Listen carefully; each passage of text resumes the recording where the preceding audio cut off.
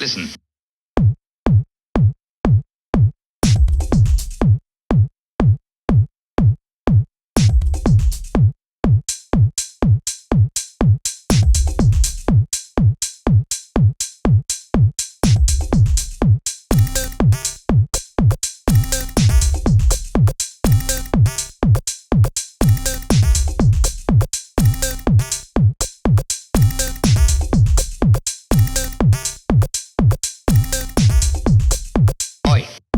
Listen, I'm a man of few words.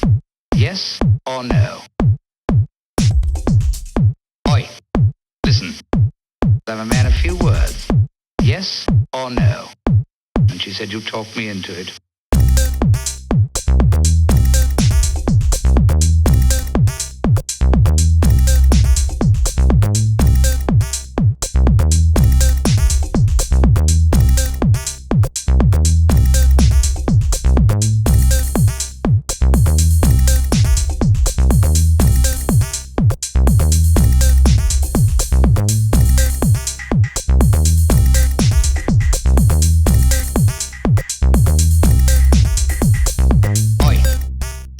Listen, I'm a man of few words.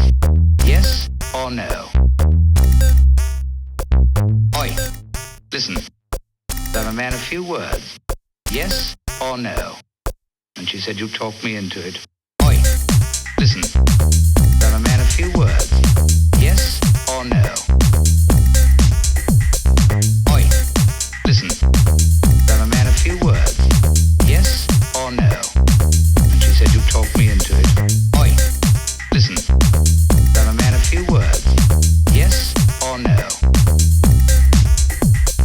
Oi, listen, I'm a man of few words. Yes or no? And she said, you talked me into it.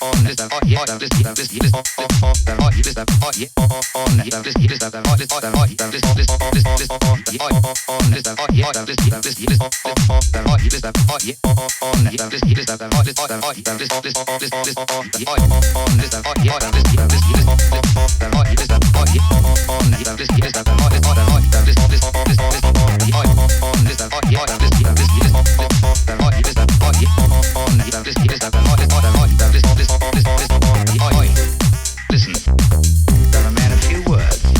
Yes or no? Oi, listen, I'm a man of few words. Yes or no?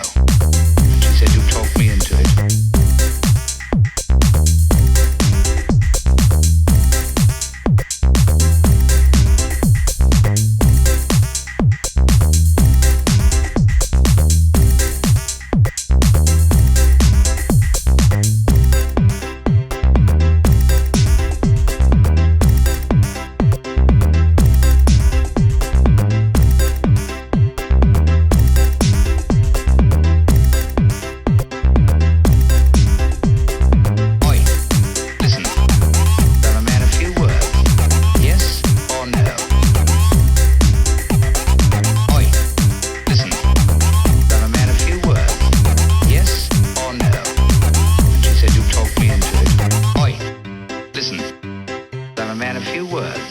Yes or no?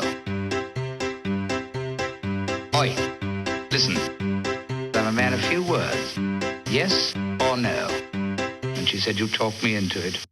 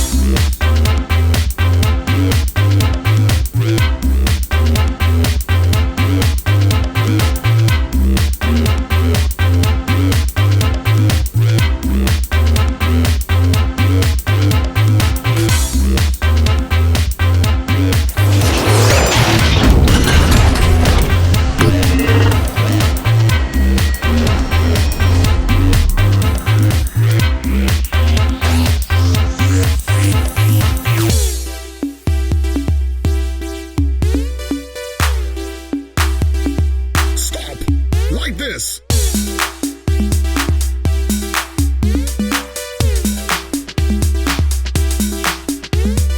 Real chums don't let their chums clap on the 3 and 1.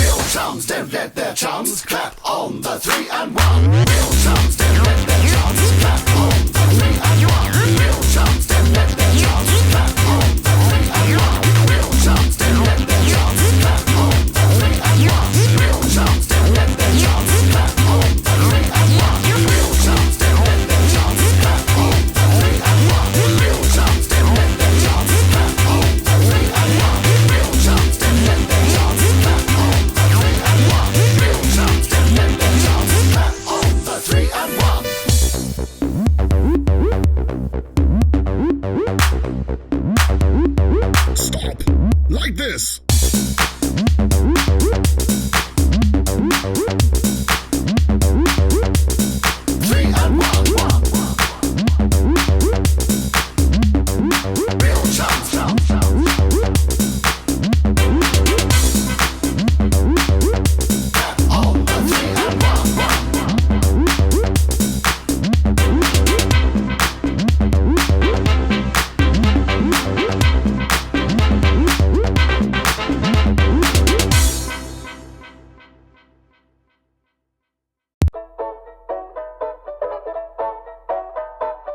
This little canticle is for refined ladies only.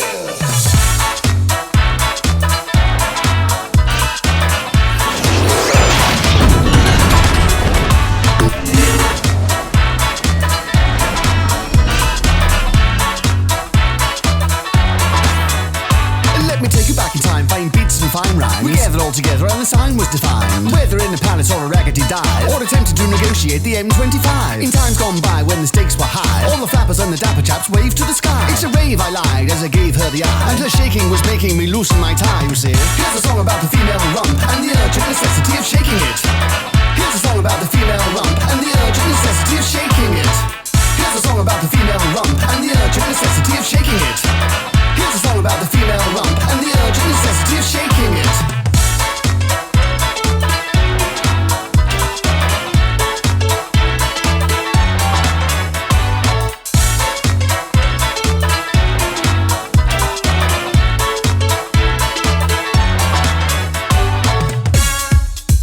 Shake it.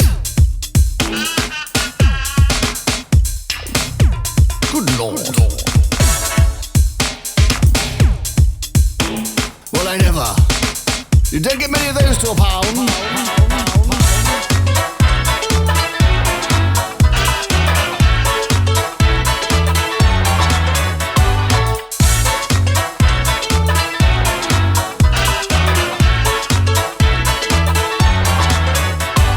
Generation A, Generation E, Generation X, Generation Y, Generation Y not. We've always loved a bit of a swig and all the lovely ladies shaking all their thingamajigs. I really do hope I cause no distress if I discuss a lady's shape when it's against her dress. Do be aware and don't bitch or hate because she has a derriere that's unwilling to capitulate. Here's a song about the female rump and the urgent necessity of shaking it. Here's a song about the female rump and the urgent necessity of shaking it. Here's a song about the female rump and the urgent necessity of shaking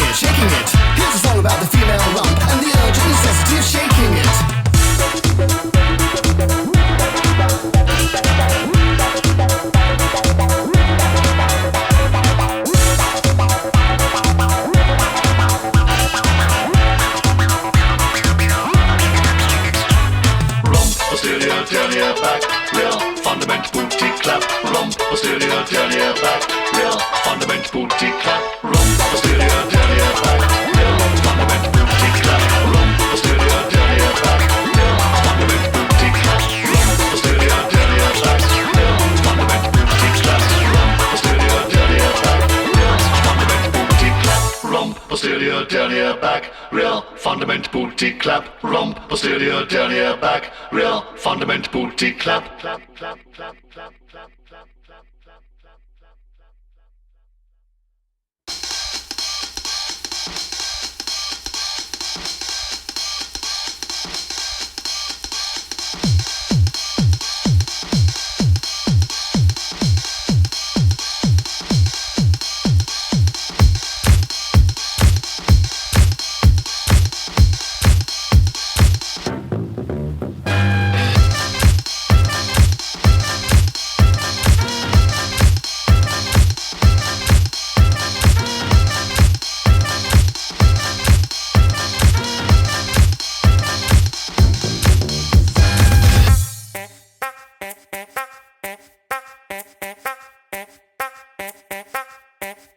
Vegetable.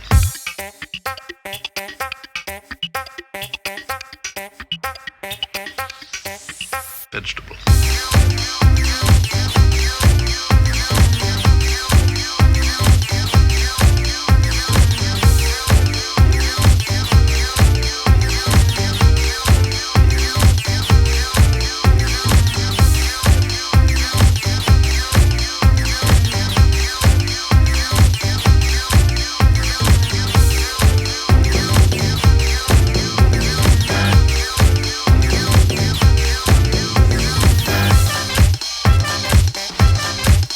Vegetable. Vegetable. Not very good. Vegetable.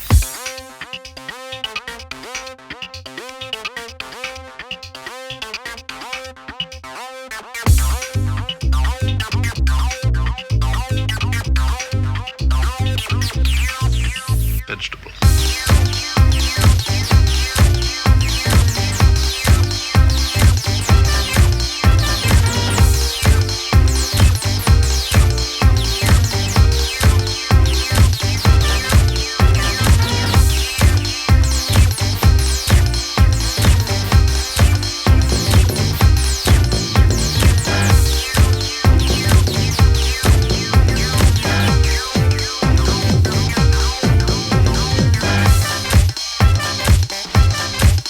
Vegetable.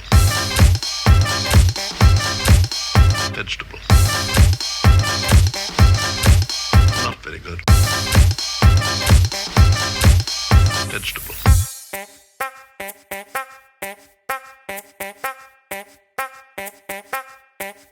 Vegetable.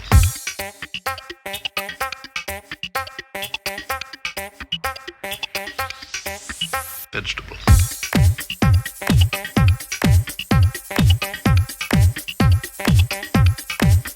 Vegetable.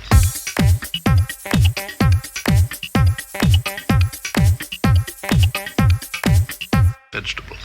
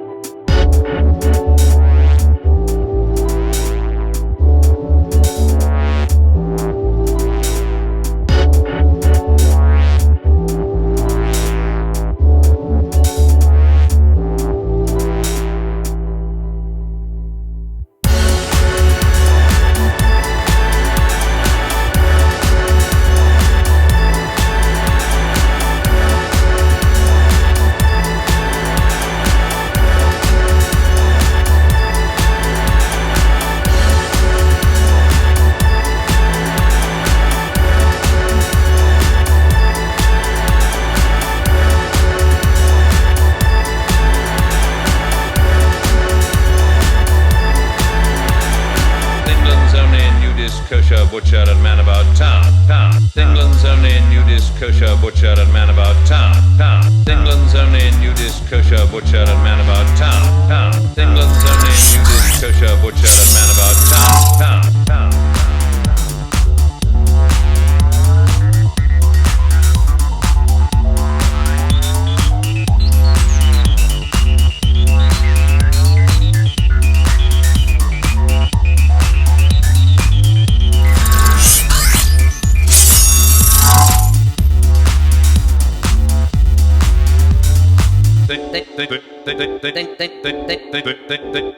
England's only nudist kosher butcher and man about town.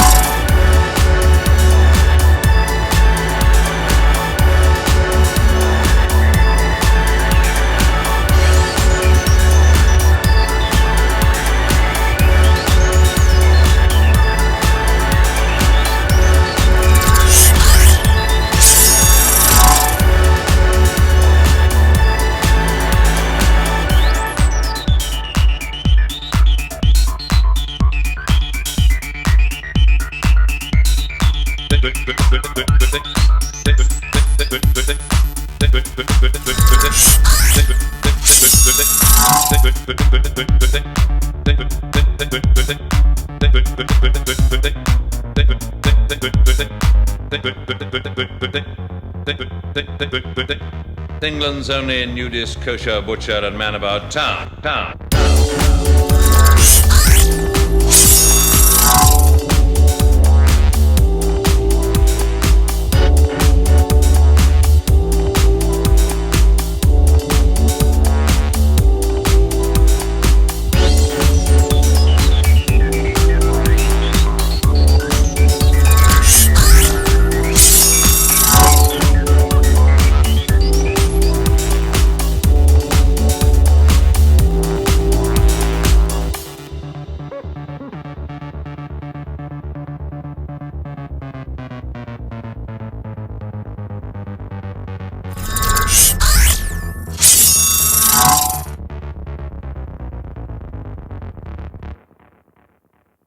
When I golden bouquets leave for Asia, Africa, cat they all live before that shady lady by the fire-broid shah. When I golden bouquets leave for Asia, Africa, cat they all live before that shady lady by the fire-broid shah. When I golden bouquets leave for Asia, Africa, cat they all live before that shady lady by the fire-broid shah. When I golden bouquets leave for Asia, Africa, cat they all live before that shady lady by the fire-broid shah.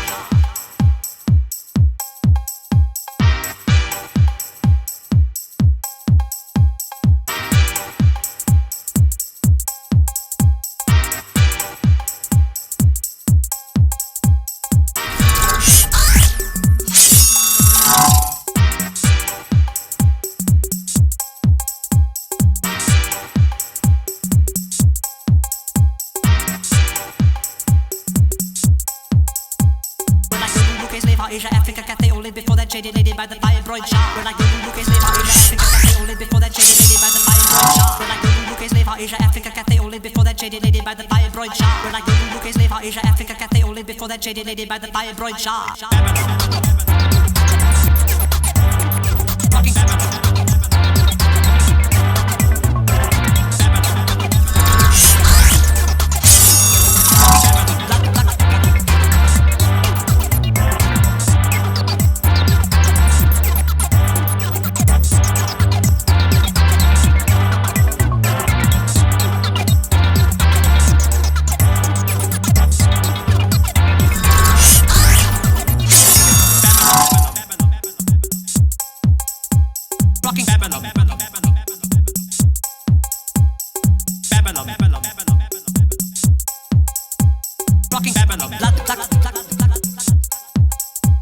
When I golden bouquets leave for Asia, Africa, cat they all live before that shady lady by the fire-broid shah. When I golden bouquets leave for Asia, Africa, cat they all live before that shady lady by the fire-broid shah. When I golden bouquets leave for Asia, Africa, cat they all live before that shady lady by the fire-broid shah. When I golden bouquets leave for Asia, Africa, cat they all live before that shady lady by the fire-broid shah.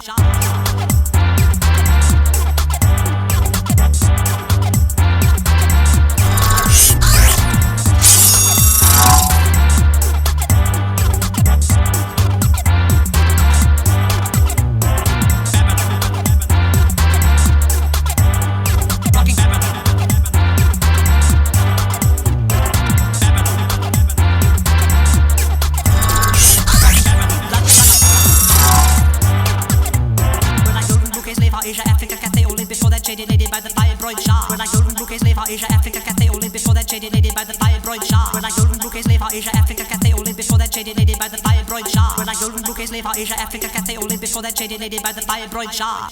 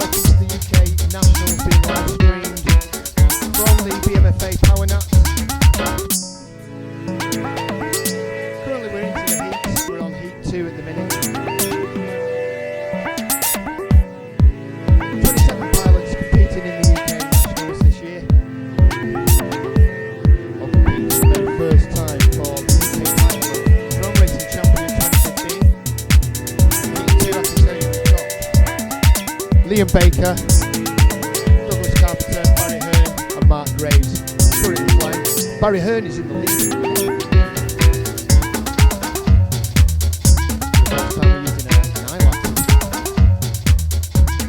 Uses an electronic adjudicator.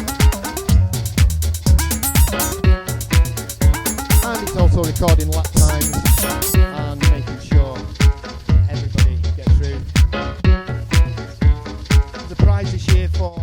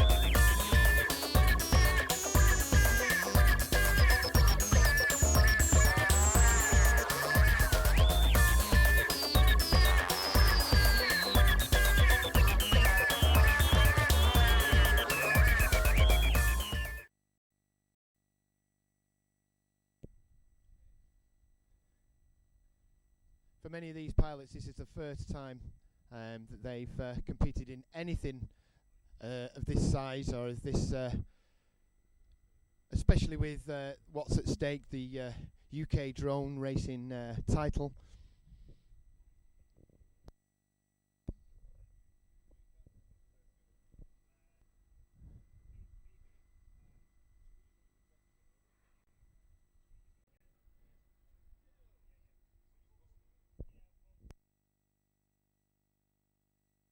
As you can see on the live feed, you can see that the marshals have got the pilots out to the side, and they're trying to, they're just making sure that all the pilots have got good video. As you can see now, we have got 4 video feeds. And for those that are watching have maybe never actually done FPV, what you're seeing there is what the pilots see when they fly and they go around the course. We're on an RAF base here at RAF Barkston Heath, and the compound that the UK Nationals is being held in is actually an old missile compound. There are old bunkers around, and it's and concrete mixed with grass. It's quite unforgiving if they crash in the wrong place.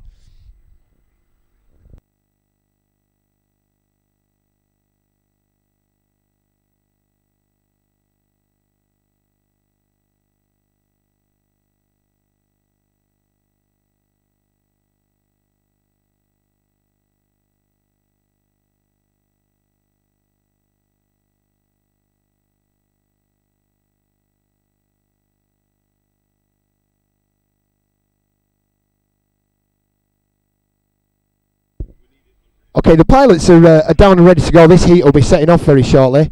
Just remind you, we've got Dave Pitt, Martin Gardner, Patrick McIntyre and Derek Callender about to take off. This is the first heat for all these pilots, and they're just about to start the electronic countdown to start this Heat 3 of the UK Nationals 2015.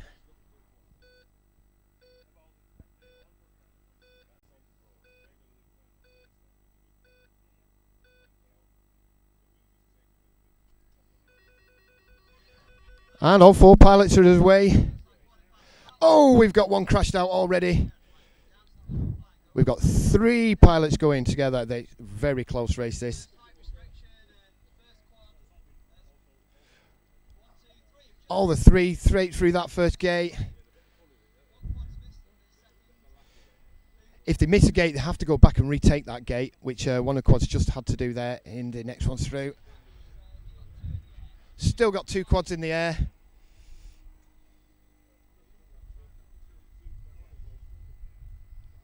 Very close to the ground there, and he's going through the start finish.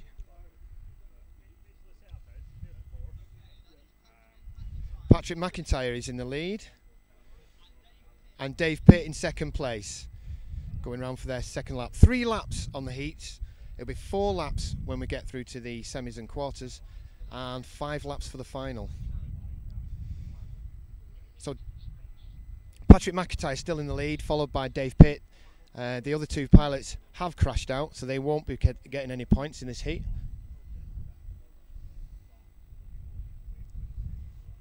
We'll get you some interviews, and we'll be doing some live interviews when we have a break in the racing.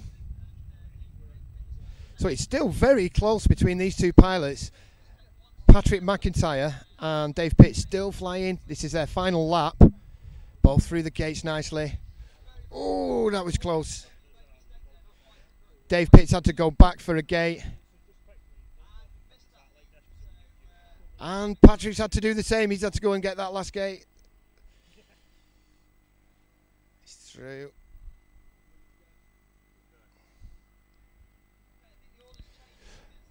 Dave Pitt's now managed to take the lead because Patrick missed a gate.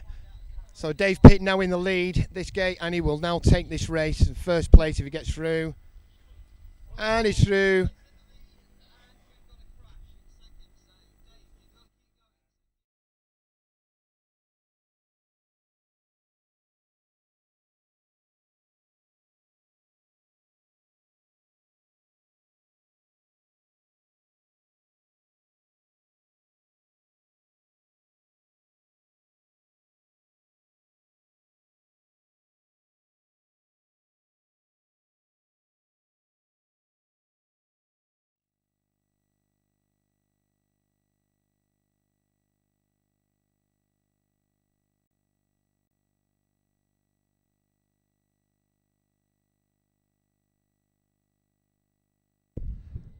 So what's happening now is they're getting the next 4 pilots for the next heat.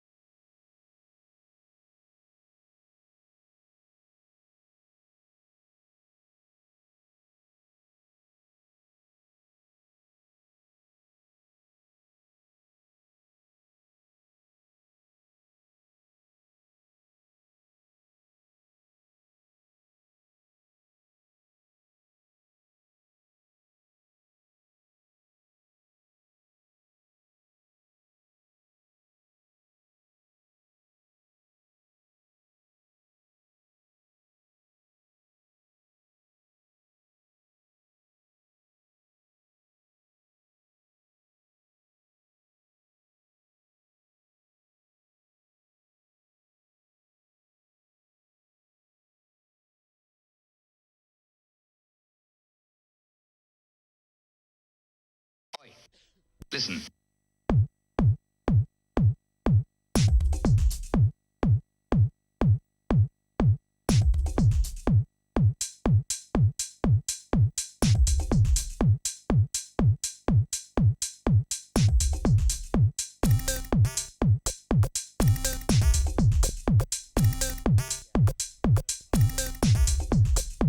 So just remind you, Heat 4 coming up shortly, and that's Matt Brumfield, Bradley Austin, Martin Higgins, and Oi. David Bailey. Listen.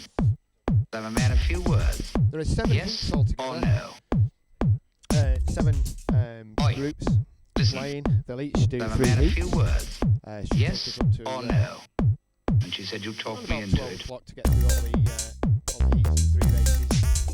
Then we'll have our quarterfinalists, down to the semi-finalists, and then down to the final 4 pilots who will be flying and competing for the title of UK Nominating Champion 2015. So top 3 places will qualify for the World Championships in Hawaii next year.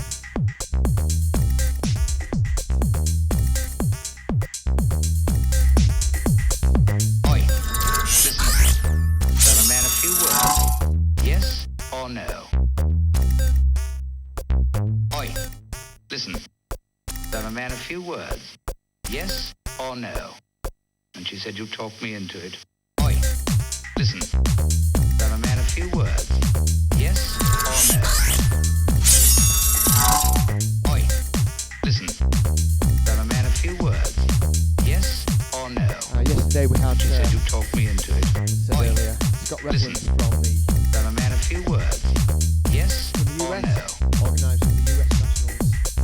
Oi. Listen. I'm a man of few words. Yes or no? And she said you'd talk me into it.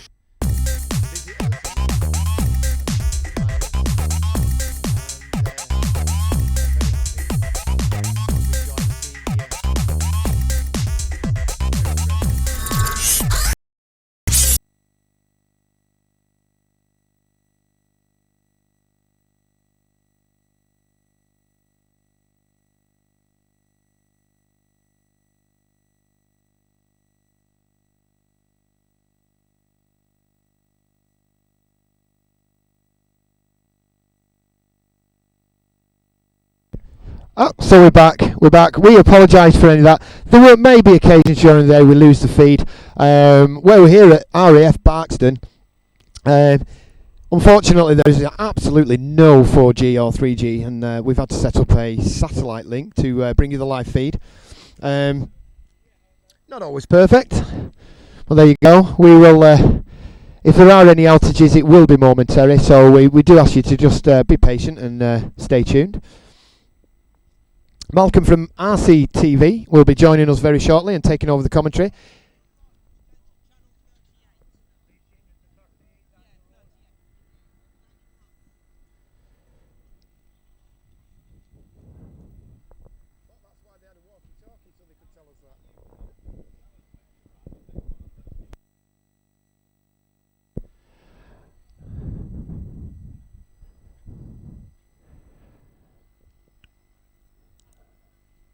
Just getting the pilots ready for Heat 5.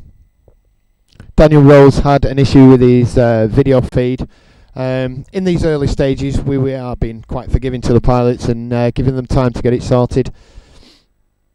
As the heats go on, though, and the racing gets more and more serious, we will then invoke the 60-second rule, that if they're not ready at the flight line, then unfortunately they will have to miss out. These early heat stages, being a bit more forgiving, giving them that chance. I can see now on the flight line that the pilots are now going out, and their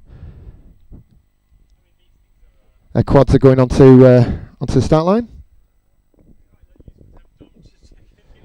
Okay, it would appear all 4 pilots are now powered up. As you can see, their feeds are coming through. Listen. So Heat 5 is now on the pad. I'll remind you now the lineup for Heat 5. We've got Richard Whelan, better known as HBI Guy. Tom Smith, who is tipped as one of the favourites after the practice laps yesterday. He's over from the Liverpool area. We've got Chris Telford, known as Tesla Head, and we've got Daniel Rose. So all four pilots are now on the start grid. I can see that they're getting themselves seated at the flight pilot area. We'll try and get you some shots later of the control area and the where the pilots are, and see if we can stream some of that for you, so you can see the whole event, and maybe get some panning shots of the all the gazebos and flights. It is a fantastic sight to see such a big event and so many people watching it. There's lots and lots of spectators as well. We've got a big screen where they can watch it. The electronic countdown has started now. 10 seconds to go.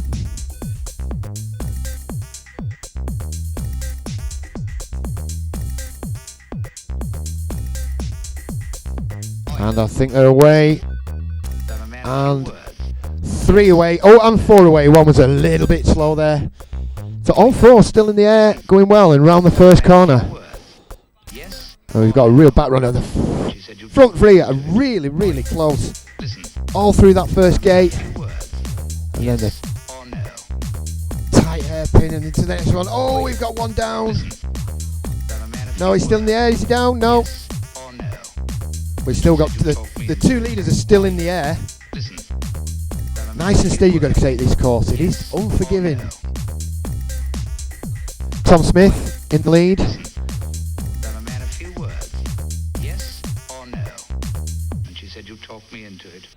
With Richard Whelan in second place. They're on their second lap.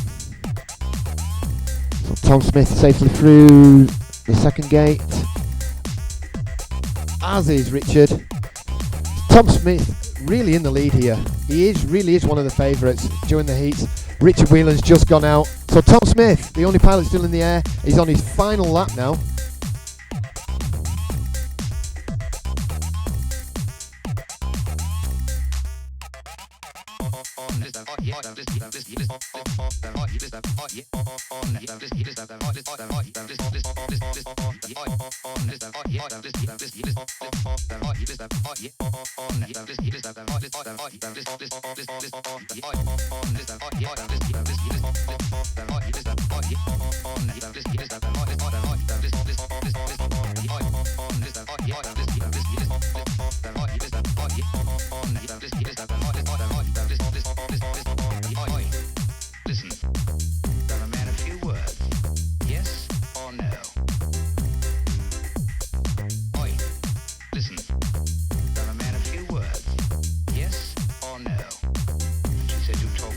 of the day so far. As we go on, we'll see that the pilots get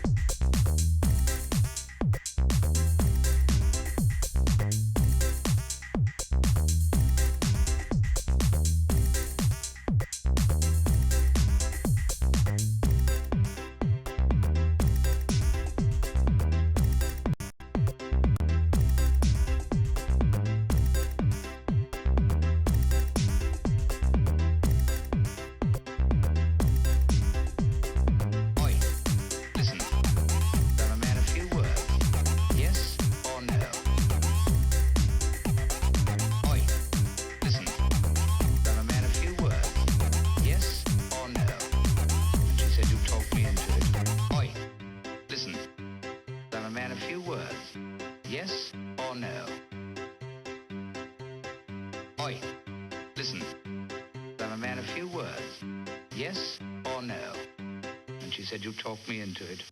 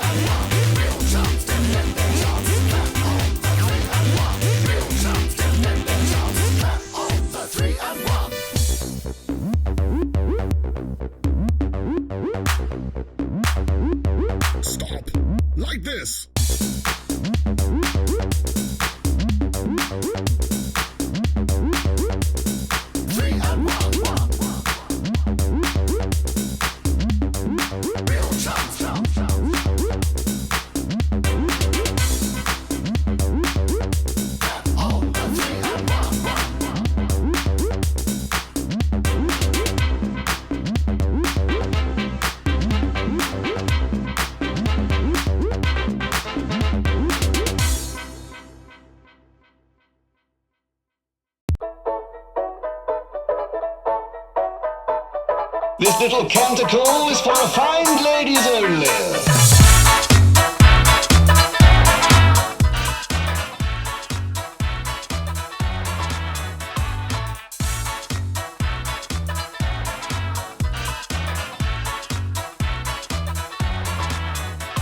Let me take you back in time, fine beats and fine rhymes. We gathered all together and the sign was defined. Whether in a palace or a raggedy dive, or attempted to negotiate the M25. In times gone by when the stakes were high, all the flappers and the dapper chaps waved to the sky. It's a rave, I lied as I gave her the eye, and her shaking was making me loosen my tie, you see. Here's a song about the female rump and the urgent necessity of shaking it. Here's a song about the female rump and the urgent necessity of shaking it. Here's a song about the female rump and the urgent necessity of shaking it. Here's a song about the female rump and the urgent individually necessity of shaking it. hoping to pick up the title of World Drone Racing Champion 2016.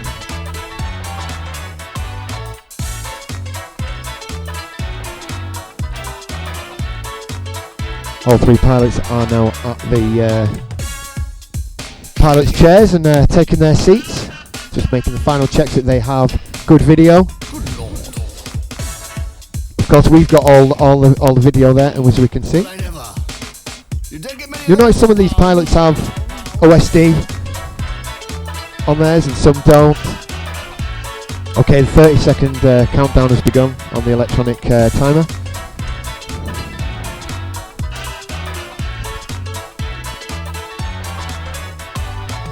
It's been very tense for these pilots as they get that 20-second warning, then the 10-second warning, then the beats begin. Not sure if you can pick up the beats on the live stream. I will hold the microphone there and see what you get.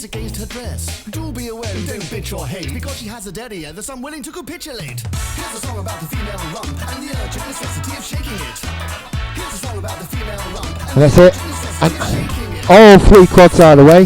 One of these pilots is actually flying one of the fossil frames, another one of our sponsors.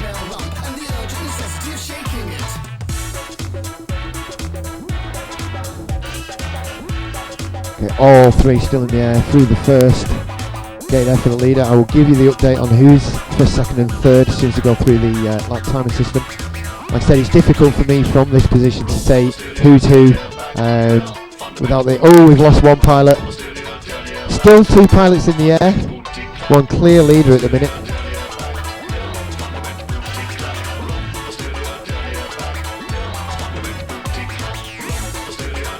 Dominic Clifton in the lead with Tony Merchant in second place, and it's Simon Van Colliner that's crashed out. So Dominic Clifton is he's got a commanding lead at the minute, but Tony Merchant flying well. Everyone taking it easy on these first heats, just getting used to the course, where the winds are coming from. Around through the penultimate gate. Lap 2 for Dominic, and one more lap he picks up the 4 points. Unless of course Tony can catch up, but he's quite a lead that Dominic's got. And Tony safely through his second lap.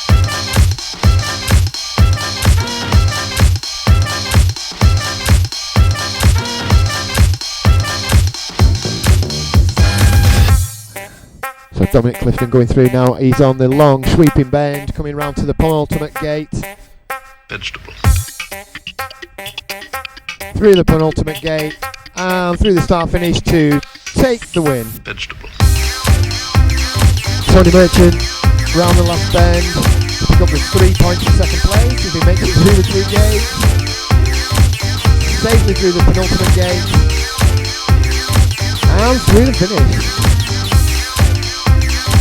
So 2 pilots finished that race, Tony Merchant and Dominic Clifton.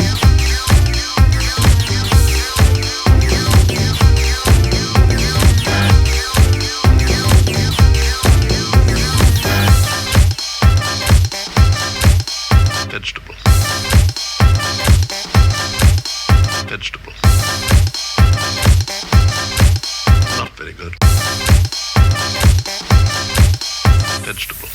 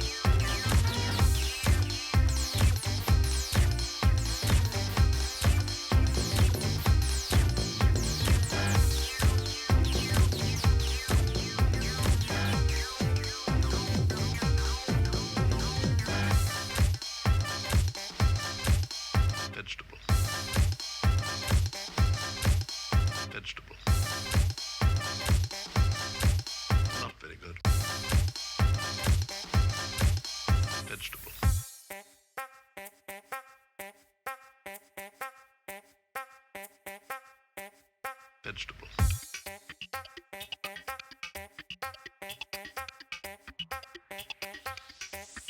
Vegetables.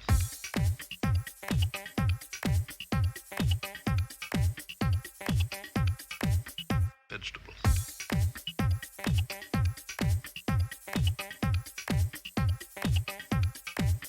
Vegetables.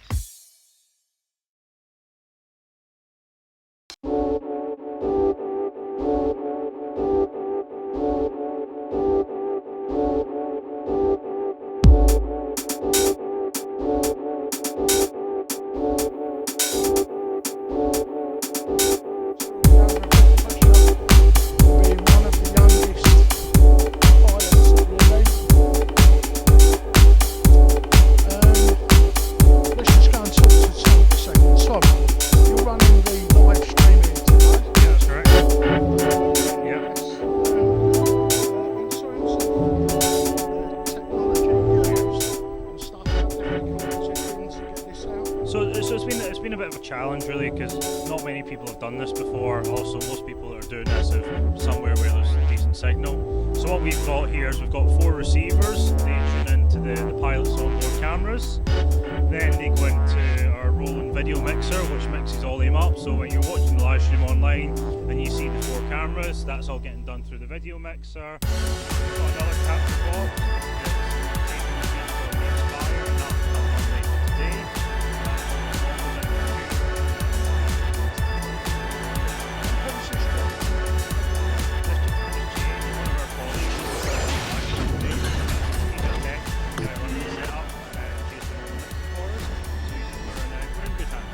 So please say thank you in the comments below the stream for Jay, because Jay's the unsung hero doing all the technical. England's only nudist And kosher of course, butcher and man and of about course, town. Tom. Yeah. England's So, only nudist kosher butcher work and man going on about trying town. to make sure that you get the feed as cleanly Town.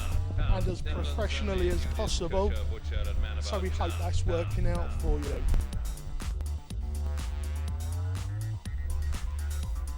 I'm joined by Martin Higgins, otherwise known as Badlands. Yes. We've spoke a few times, haven't we, on YouTube? Yes. Yeah, I'm that fat git, Mount Barnard.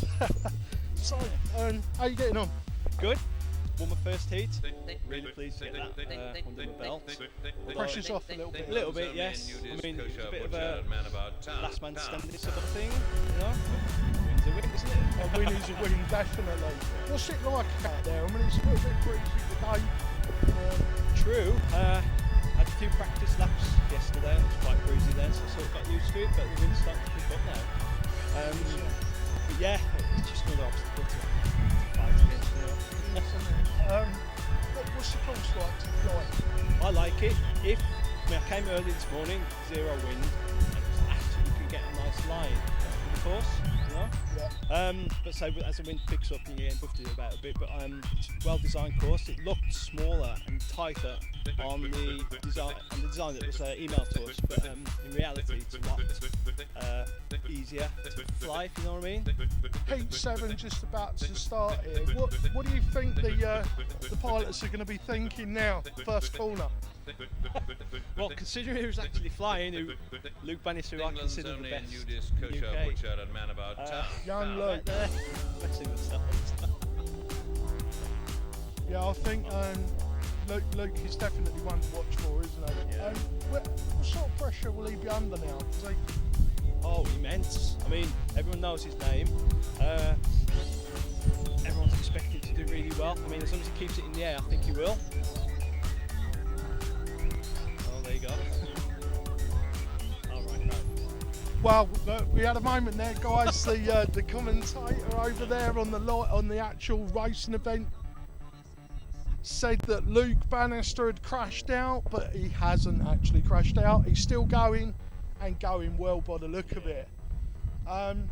Be a lot of pressure for young Luke, but I think the manufacturers that have got behind him. When I golden bouquets live for Asia, Africa, Cathay, only before that shady lady by the fibroid shop. When I golden bouquets live for Asia, Africa, Cathay, only before that shady lady by the fibroid shop. When I golden bouquets live for Asia, Africa, Cathay, only before that shady lady by the fibroid shop. When I golden bouquets live for Asia, Africa, Cathay, only before that shady lady by the fibroid shop. Yeah, a couple of good pilots here, I think, on the day, pushing.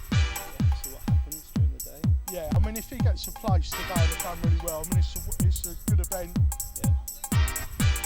Luke finished there with a roll. He's won that heat. He finished off with a nice flip. Little bit of showboating. What do you know what Luke's actually using today? Is he flying the Minion? He is, yes. With the Cobra motor set up and tattoo batteries. Set up and stuck with it, to be honest. Probably not the original motors, because that many. He does go for a few motors, yeah, not because they're bad, it's just because he smashes them. But then you don't get to the level that he's at without breaking. Exactly, yeah. You can't make an omelette and eggs scenario, isn't it? Yeah. What are you flying instead? Myself, the backup quads and Minion, same for setup. Today I'm flying the Vortex. Right. Thought that was to go. Just took to it, proper in sync with it as such, right?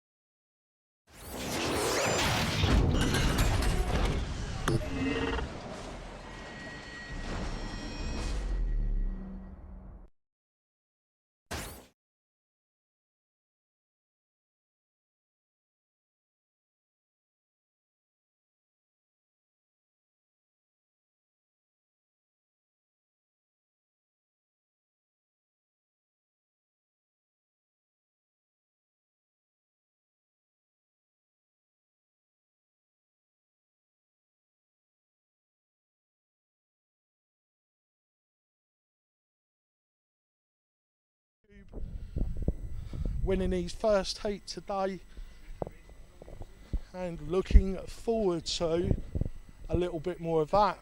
Mr. Vans Carolina, what happened? Two perfect runs in practice, and then I clipped one of the gates on like my third gate in the heat, so I was out. Bummer. Yeah. So is that the system will allow you to continue to race on, will it I not? won't have enough points to go through, but I think I'll get one more heat. So. You'll get another heat anyway. Yeah. Watching Luke Bannister then was amazing. Like the kid's so fast. I was actually talking to Badlands while Luke was flying, and we heard the comment from over there, he's crashed. No, yeah, that was it was somebody else, so really pleased to say that Luke's still out there. What are you flying today? Rebuilt Blackout 250 or 220 or whatever it is, 225. With the SPR. Yeah, it's an old frame and an old camera, but all new electronics, all new motors. That's right. You're actually running Dominic's new flight controller SPR with F3. the DR4. No, X4R, X4R SB, the smart bus one. Right. So this is the European that you had quite a bit of trouble to get the. Yeah, but you've either got to flash your Tyrannus to Euro version, or you've got to flash your X4R back to the US version. So which way did you go? You know what? I can't actually remember. I've got all 4 firmware combinations on my Tyrannus, because you can use your Tyrannus to flash your module. Yeah. And I was basically just randomly selecting ones until it worked. So until it worked. So yeah, I did DOMs really yesterday, sure. so I'm not really sure if I'm running US or EU, but this is the only quad I'm flying right now, so I guess it doesn't really matter. Anyway, good talking. I'm going to charge up. Cheers, Simon. Luke, how you doing? Good to meet you at last. I was talking to Badlands there, and the guy commenting over there said, "Oh no, Luke's crashed," but it wasn't you. No. It was someone else. How you doing? Good, thanks. Yeah, what are you flying today? The Minion. Pat's Mini H Minion on 2204 2200 kV motors on 504 props. You're on the Cobras. Cobras, yeah, of course. As I expected you to be. Is that the 75C 1300 tattoo? Yeah, 75C 1300 tattoo. Are you using these exclusively now? Pretty much. How are you finding them? Because I've just really bought good. some of these. The 1375C are great. I've abused mine quite hard, landed way over voltage, and they haven't puffed. They've charged back up, no loss of power. Really impressed. Really great batteries. So, how many heats have you won? One, because I've only done one heat. This is the first heat? Yep. Right. Feeling confident? Pretty confident, yeah. Who's the pilots to look for out here? Chi, Brett, Dave's on the ball, Tom Smith as well. Right. They're all pretty fast, and Jabs. They're all pretty fast pilots. Jabla. Is it Jabla or Jabala? It's Jab 1A. Jab 1. Jab 1A. Jabla. Just call him Jabs. James. I've seen him on YouTube. Have you had a load of people coming up to you going, "Alright, how you doing?" And you're like, A few. "Who are you?" I've never because whenever I see anybody on their YouTube channel, they've always got their head down with their goggles on. Yeah.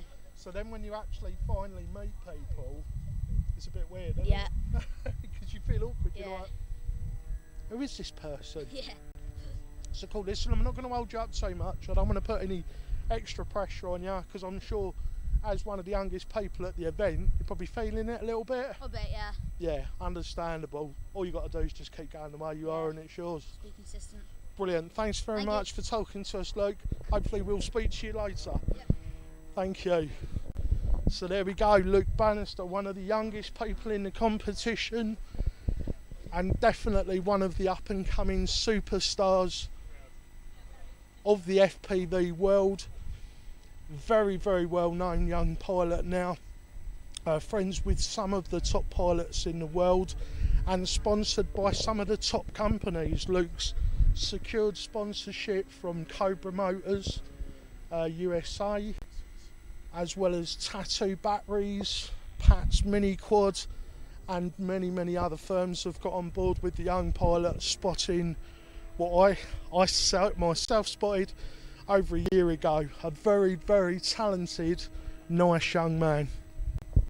So the stream seems to be going okay over here. I'm just coming over chatting to Jay. Yeah. Hello. Yeah, I mean it's good that it gets broadcast everywhere around the world, and we've had people in from Hawaii, New Zealand, and that was at the very start, so hopefully we'll have some more coming on today. We'll see if we can find out in a short while and let you know how many countries are dialed in and That's getting brilliant. some. It's good that people are watching from outside of the UK, because this is a UK event, really. Exactly, it's the UK Nationals, but it's I suppose it's a worldwide sport though, really, and it's taking off. Exactly. Definitely transcends the globe. Exactly. Yes, it does indeed. Yeah, it's good to see a good turnout and some excellent flying out there. Really, really good. I had a proper heart in mouth moment, not tongue in cheek. Heart in mouth moment just now when the guy commentating on the actual racing said Luke had crashed, and he hadn't. It was somebody else. Well, it's so quick to keep up with all this that's going around, and which has gone through which gate and which is. Yeah. You know, I'm definitely glad I'm over here. I wouldn't want to be on the flight line commentating on the main bit. Yeah, definitely. So there we go. Just having a quick word with Jay on the feed there. If you've got any questions, can people? They will be able to get them through to us. It might be a bit slower than they see the feed to us, but they can certainly. So we are watching. If any questions do come up in the live. We should get some over the break, so we can address it before the semis. Fantastic. So there you go, guys. Straight from Jay. Says if you've got any questions about the event, about the way the heats are working, or about anything else regarding the event here today, type it in the comment section, which is either along the side or down below, and we'll get back to you at some point. Jay will be replying. I'll let you know or Tom. We'll get some or Tom, and we'll do our best to answer those for you. So let's talk to Mr. Tomlinson, who's Hello. been looking after you earlier on today. Nige, how you doing? I'm doing very well, thank you very much. Had a bit of a rest now. So, let me get this right. You've actually organised this event. Yeah, me and the team. There's a team of 20 of us. You know, I'm just the. You figure you I kind have of that name of chairman, but you know, I'm just the one that runs around and and says hello to everybody. In reality, it's all the other guys doing all the hard work, like Tom and Ben Carnes over in the control tent, and Eamon Faulkner, they're running the event, because they're the ones that get the pilots on there, make sure that it starts it right and the video frequencies are sorted. They've got the hardest job. Tom Greer, absolutely amazing guy, joined our team only a few weeks ago, and he made the live stream possible, you know, and it's amazing to see so many people around the country want to get involved in this event and make a UK National Championships happen. And if it weren't for all these people, and we all want the same thing, we want to catch up with the rest of the world and show that there's British talent that can compete with America and Australia, and it's fantastic. And yesterday we had Scott Reflands from the US Nationals, and the organiser of the World Championships came and visited us, chatted to all the pilots and the organisers, and he was impressed. You know, it was great comments from him, and basically his final words before he left us was, the UK is now part of the world scene, officially part of the world scene. In his eyes, we are one of the big players now in the Europe and around the world. So it's compliments from our colonial cousins. Don't come easy. No, not at all. And you know, I've got some really good friends out in the United States, and they will give you grief any chance they've got. And it's only if you really are doing a fantastic job that you'll get a compliment. They won't. They have a term for it. It is easy to criticise these events, but there's a lot of planning goes into these to get everybody here, and then the running of it. Just getting the right 4 pilots up for the next heat, and making sure that the next 4 pilots have got the transponders, and just making sure that everyone's on the right video channel, so that when they race, it's not clashing. It's a lot of organising, and I think people don't realise how much goes into it. But we've been doing this since the beginning of the year now, and we're getting better and better at it. We're not experts yet, and nobody is, and I don't think any league around the world is expert yet. It's a fledgling sport, but I think that's the key word. It's now becoming a sport. It's not a hobby anymore. This is a real sport, and this is just the start of it. This sport is going to get bigger and bigger and bigger. We've got a TV company here filming it as a proper live sporting event, and that will be going out on the air in a few weeks' time. Ian, in fact, we're going to take a second to talk to the production company boss, Ian. How you doing? You're not a tax man, no. Ian, production company. Yeah, it's called, what's the production company? Win Media. We're based in Ireland, but we generally look after all the World Poker Tours, and we live stream and televise them. So you're an experienced outfit? Yeah, sort of, yeah. Yeah. What made you take a sort of sidestep, or a break from that to come and? Well, we've been doing that since 2002, and the online sort of sponsorship's dropping off. So we're doing more streaming than production, and a lot further afield. So I need to be at home a little bit more. What? So we're just looking. We're actually using a Phantom in Macau, in Chinese airspace. So we had to do a bit of a runner with my cameraman here, and we got of the strip, and I thought, I wonder if you can race these things. So I just got looking on the internet and found an opportunity. I thought, right, we'll do it. So I brought a few cameras over, and we'll do a pilot show, which will be 26 minutes.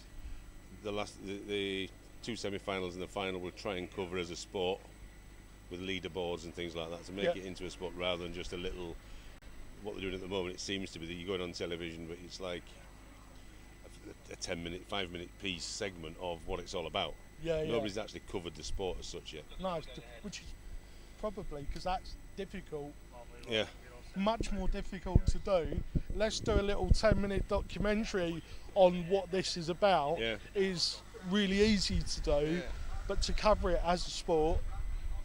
Well, to go forward, it's got to be a sport. I mean, I think there's a lot of model flying, but there's got to be leaderboards. There's got to be prize pools, prizes at the end of it, whether it's monetary or holidays or whatever. Sponsorship, kit. And that brings it in, and sport gets a lot more sponsorship than a 5-minute documentary one, because you've got banners, you've got arenas, you've got this, you can put sponsorship up. Especially if it's televised. That'll help bring the sponsors in, hopefully, won't it? Well, we did the first ever televised poker show in 2002 that had sponsorship on it, and Paddy Power sponsored that. And somebody said to me in my local pub, nobody will ever watch poker.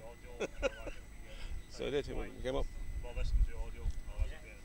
Well, I'm looking forward to it. It's going to be tricky getting all the feeds because it's not really set up at the moment for multi-camera coverage, but we'll do our best. It's going to be a work in progress, I guess, and sort of work, hit the ground running and see how we can do. I think by the look of it, the guys are doing a good job with the live feed.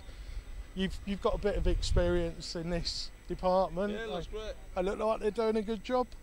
It's all about the end user, the other people, and getting information back to them. Not all about quality. It's about what's happening and pushing it up there and social media now. But I'm too old for all that social media, but my guys do it.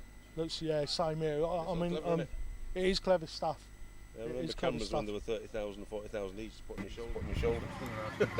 I mean, the quality of some of the cameras now that you can buy for a few £100 to do that, and probably a higher bit rate or higher quality image. Yeah. Than some of the older gear. Some of the shots you get on the programme, we got one of those out yesterday. Over there. Yeah. On the flight line, the big one. Stunning pictures. Yeah. Stunning. I mean, when I used to do a lot of aerial photography, and it used to be hire a helicopter with £1,000 an hour. Yeah. You know? Yeah, and now Mr. Greer. Right. He's filming me. Thanks very much for talking to us. Catch you later. Commentary, yeah? Much appreciated. You can drop the mic now, this is getting the audio for now. Just keep speaking, just try it. Oh yeah, it's people picking up me, yeah. It is, yeah. So, come back here, it should be better. Give it a second. Come on. Catch up. So now we're doing video and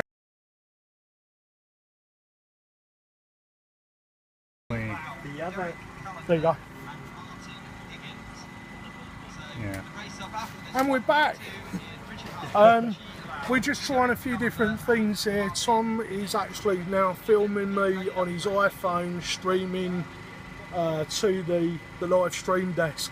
So we hope this is coming out okay. As you can see, things are still going on behind us. Tom, what actually is going on behind us at the moment? Are they? So we're just getting onto the next set of heats, so the pilots are just going out, and we're going to drop this video out in a minute and go to their live streams just as soon as they get online. Right, okay. Looks like there's a group of pilots out there. Have we got a running sheet? Yeah. So the next 4 pilots are in my pocket.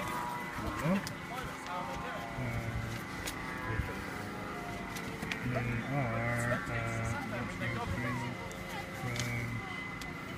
are one there. What? So heading out to the track now. We've got Barry Hearn. Barry Hearn won the. Was it Barry Hearn that won? I'll hold on to that one then for the minute. I had a feeling that Barry Hearn won the freestyle yesterday, but I could be wrong. Patrick McIntyre, Bradley Austin and David Bailey. I thought you did photography. I didn't realise David Bailey was an FPV pilot. Yeah, he's from the London Aerospace Group. Oh, brilliant. Yeah. So what we're going to do is we're now just waiting for the air videos on, so we're just going to switch over. To video. So we're back on the mic now, guys. David Bailey, who'd have guessed that? Come down to do a bit of FPV racing with us today. So this is heat 8. How many heats altogether are there? 21. There's 21 heats. 21 heats. Tom, could you just run the format past us quickly? Sure. And they're off. So basically the way it works is we've got 4 pilots in each heat, and we've got essentially 7 groups of 4 pilots, and there's 3 rounds, and obviously we mix the pilots up in the heats for the different rounds so they're not racing against the same people. And essentially I believe it's the top 2 that go through to the semis and then also on to the finals. The top two from each heat. We'll heat. Go on to the next round. We'll go into the semi-finals and quarterfinals and so on. For the final, how many pilots? There'll be 4 pilots. I think it's 4 pilots in the final. Yeah. Right. So we'll hopefully keep you updated on that. I'm looking at the feed now. We've still got 2 pilots in the air, and 2 are videoing ants for us. So Patrick and David Bailey are still in the air, and David Bailey is now doing some photography of Moss, and so just Patrick left in the air now. Still the win for this heat 8. Next up we've got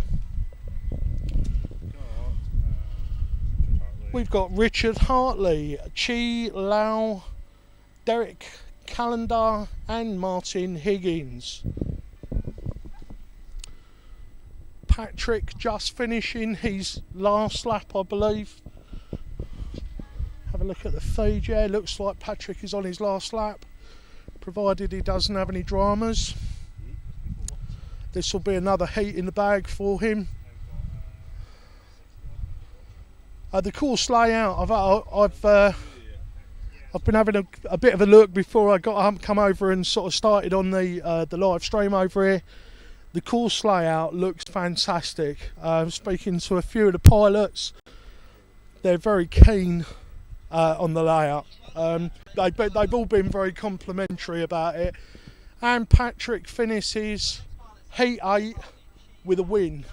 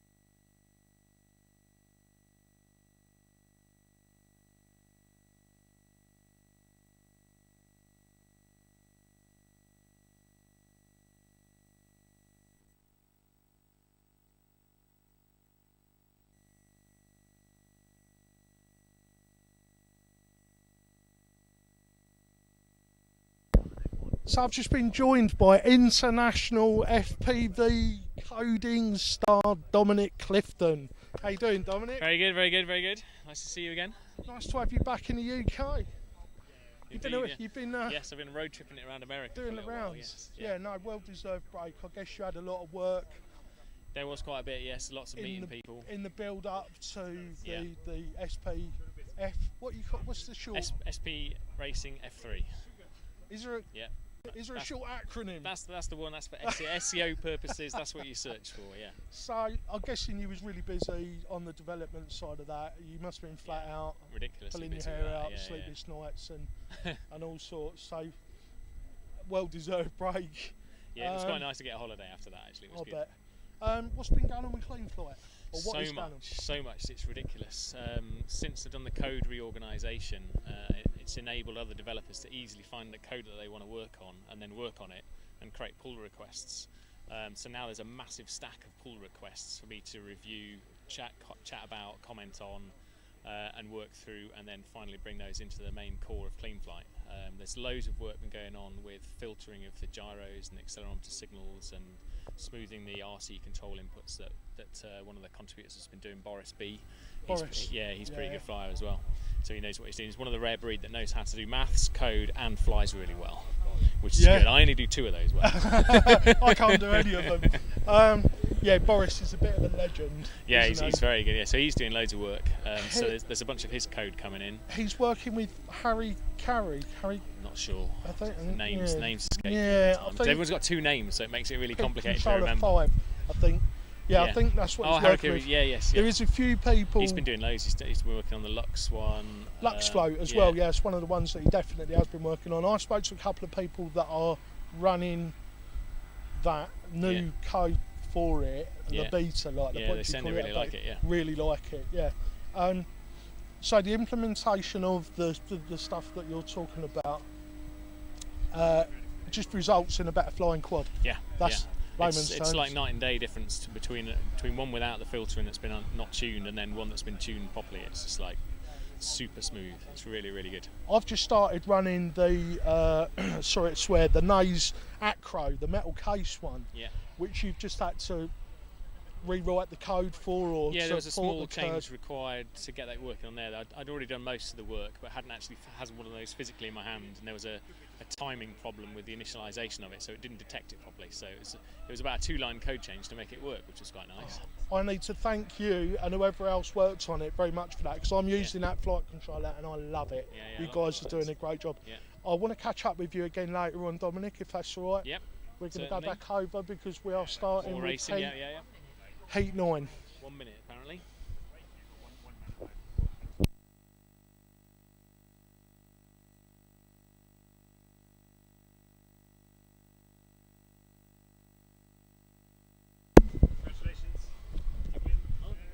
So we're just getting ready for Heat 9. In this heat, again, I'll just remind you, we have Richard Hartley, Chi Lau, Derek Callender and Martin Higgins.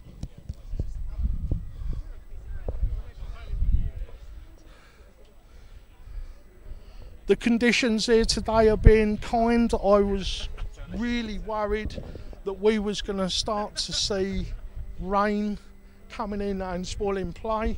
Touch wood.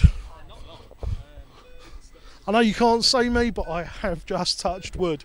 Not that kind.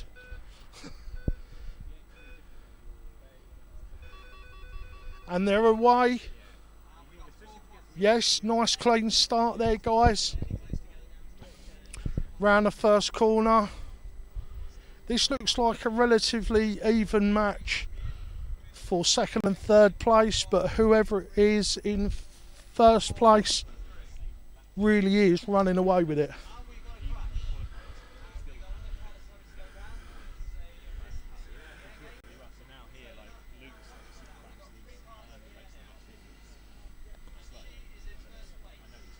Chi Lau is in first place, flying very smoothly. Luke Bannister said Chi Lau was one of the pilots to look out for.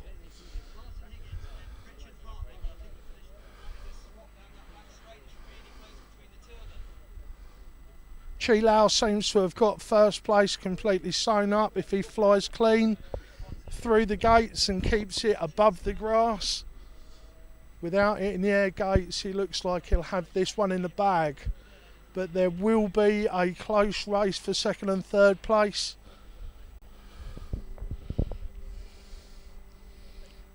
Very, very close through the start-finish straight. Oh, and very, very close there.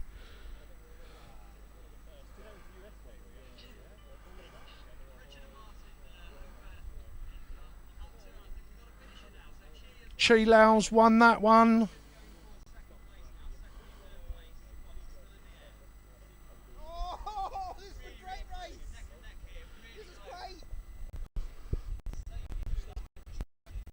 Neck and neck from the last bands come up to the start finish straight. Oh, it's nothing between.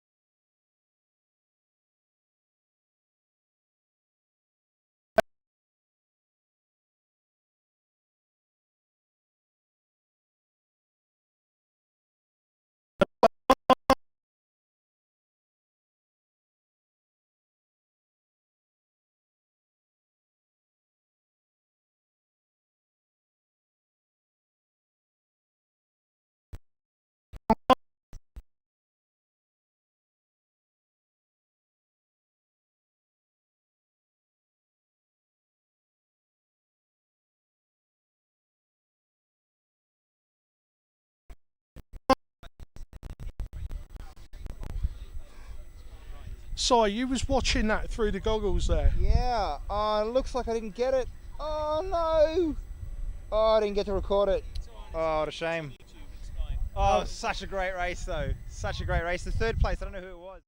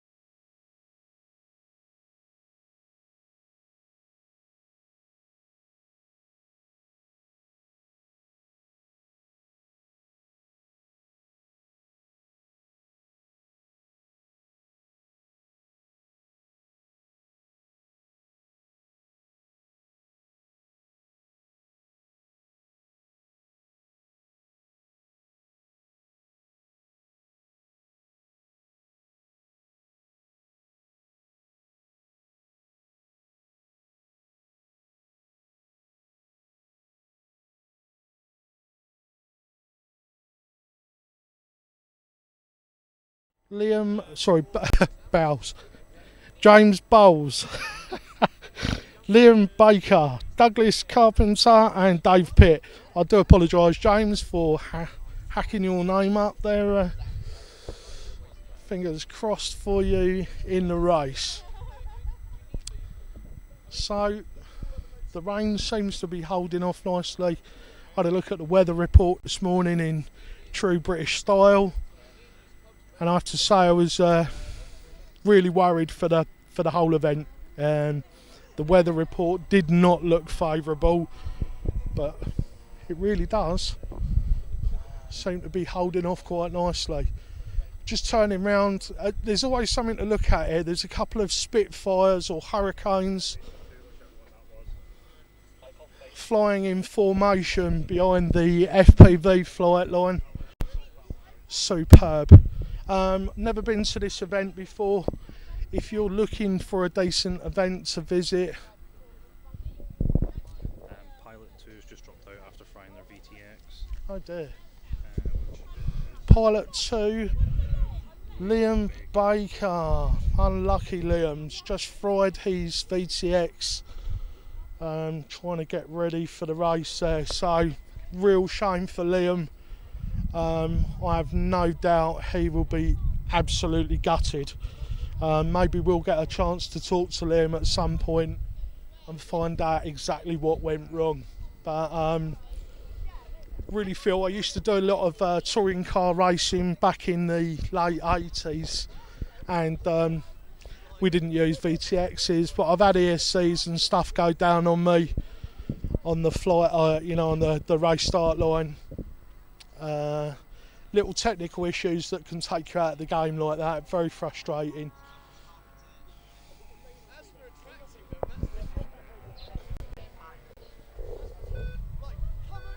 Right, Fag. What we'll do is when this heat finishes, whilst we're setting up the video stuff, I'll let you chat with Fab, yeah? 1, 2. I see 2 quads going away. Looks like one quad's having trouble getting it up.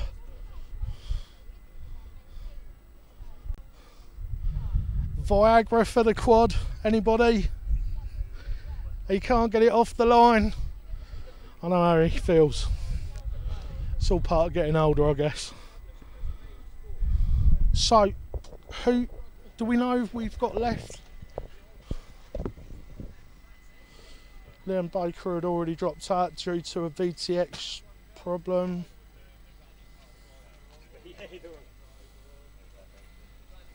Any idea who we've got left?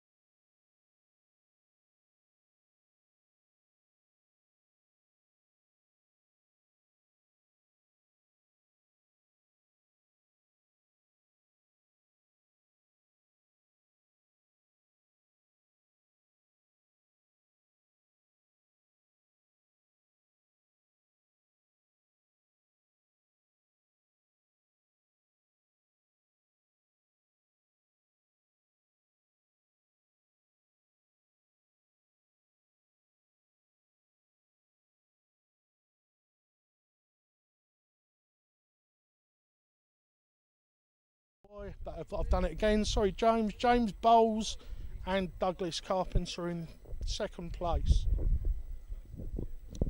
Dave Pitt was a non-starter, as was Liam Baker. My heart goes out to you guys. I know just how that feels.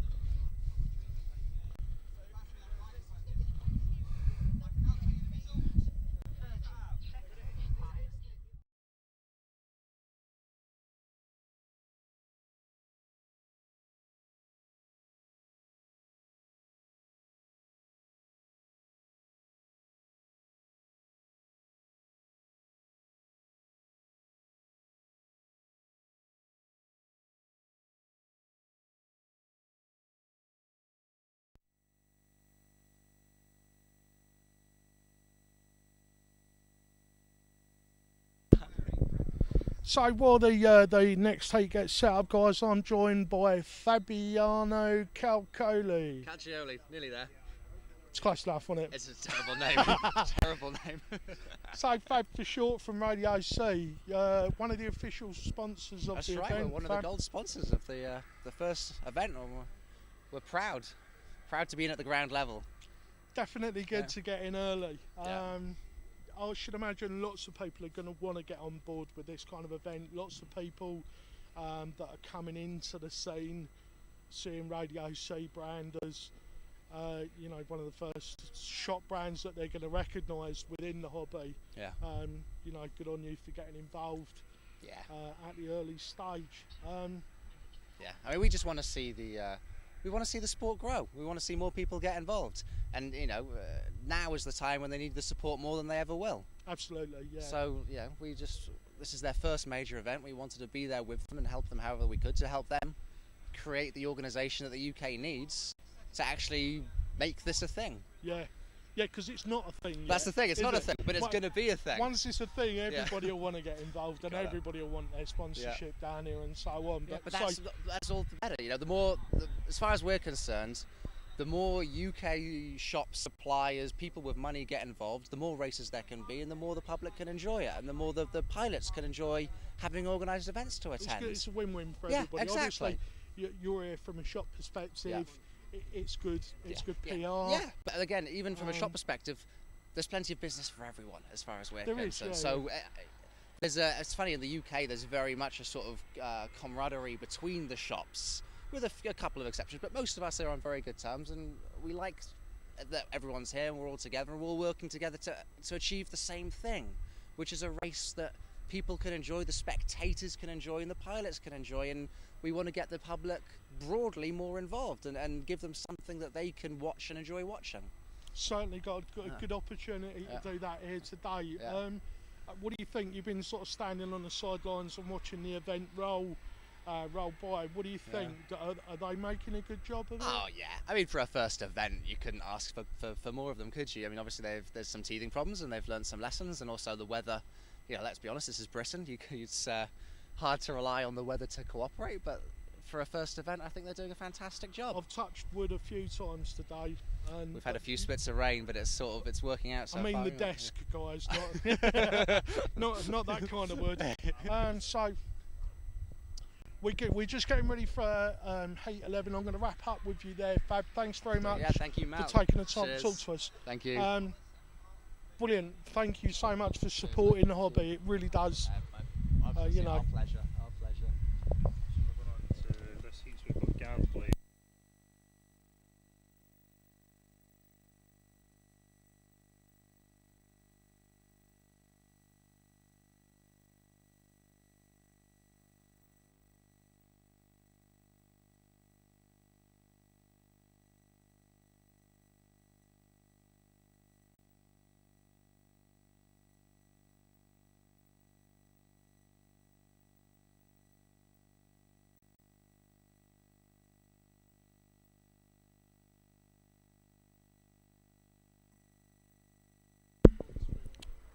So Heat 11 just about to start. We have Gav Blay, Mark Graves, Martin Gardner and Matthew Binfield. Brinfield. Binfield's a place that's inside a house in Binfield. So that'll be why I called Matthew Binfield and not Brinfield.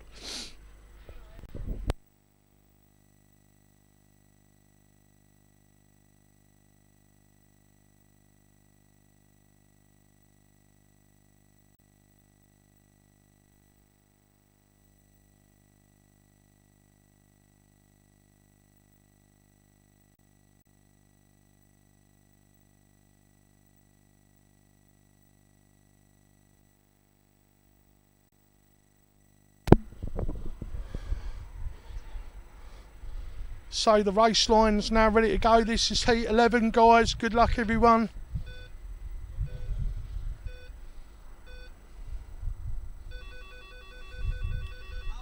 One, two, three, 4 quads in the air. Good successful start this time. The wind's really starting to pick up a little bit. Someone is down.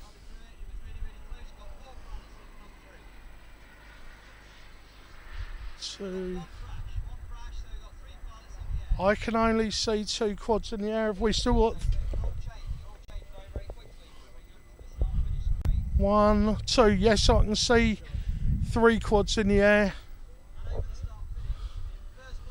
Oh! Wow. There was a moment.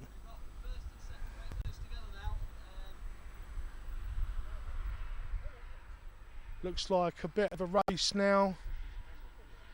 One of the pilots was out in front quite a way. Can we tell? So one and two are still out. Pilots 1 and 2 are still out. We've only got 1 and 2. Yeah. Was there a camera gone down? Three's gone down. Oh, he has. He's gone down. Yeah, there's still 3 in the air, isn't there? No, there's still there's 3. So we've lost a feed.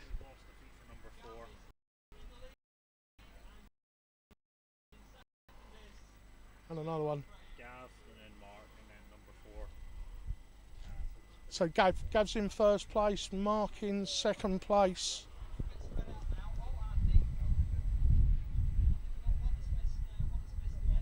And Matthew Brimfield in third. Just the 3 quads in the air.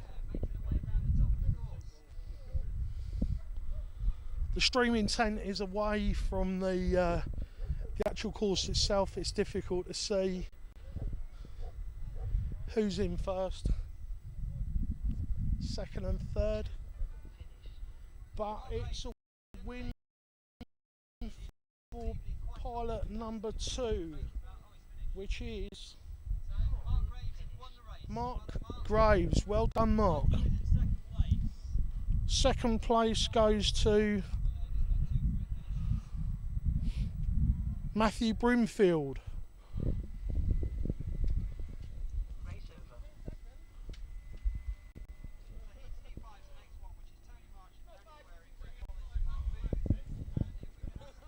Who was that? He's only had 5 laps. He did a lot better than I would. Apparently Matthew Brimfield has only had 5 laps practice on the course, so I'm guessing a lot of the other pilots had a lot more practice than that. Some people have been here since Friday, I believe. Is that right? Some of the pilots would have been practicing Friday evening? No, supporters don't set up till Saturday morning. Oh right, so Saturday morning, but there would have been pilots practicing from Saturday morning. Yeah. The weather's been very kind so far, guys, hasn't it? I don't want to tempt fate.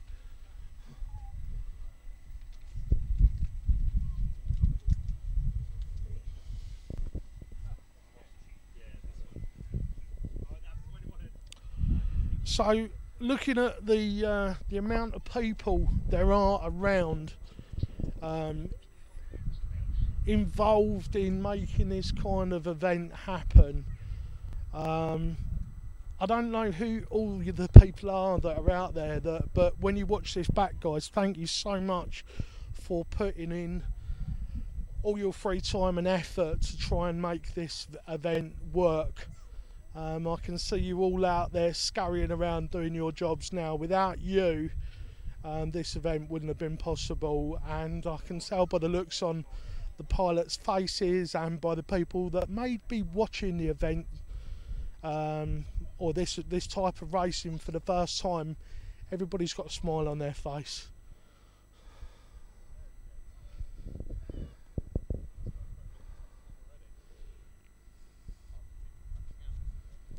See Luke Bannister over there with Dominic Clifton and a couple of the other pilots having a bit of a chin wag with their quads in hand, getting ready for another event, I guess.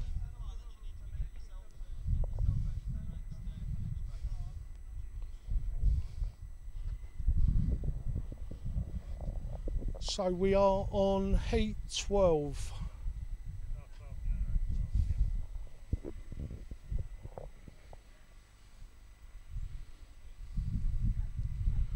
Tony Marchant, Daniel Waring, Brett Collins and Mark Booth. Tony Marchant is a YouTuber known as ToneStar1 on YouTube. He's had some fantastic videos go up on his channel recently of a trip away with his wife.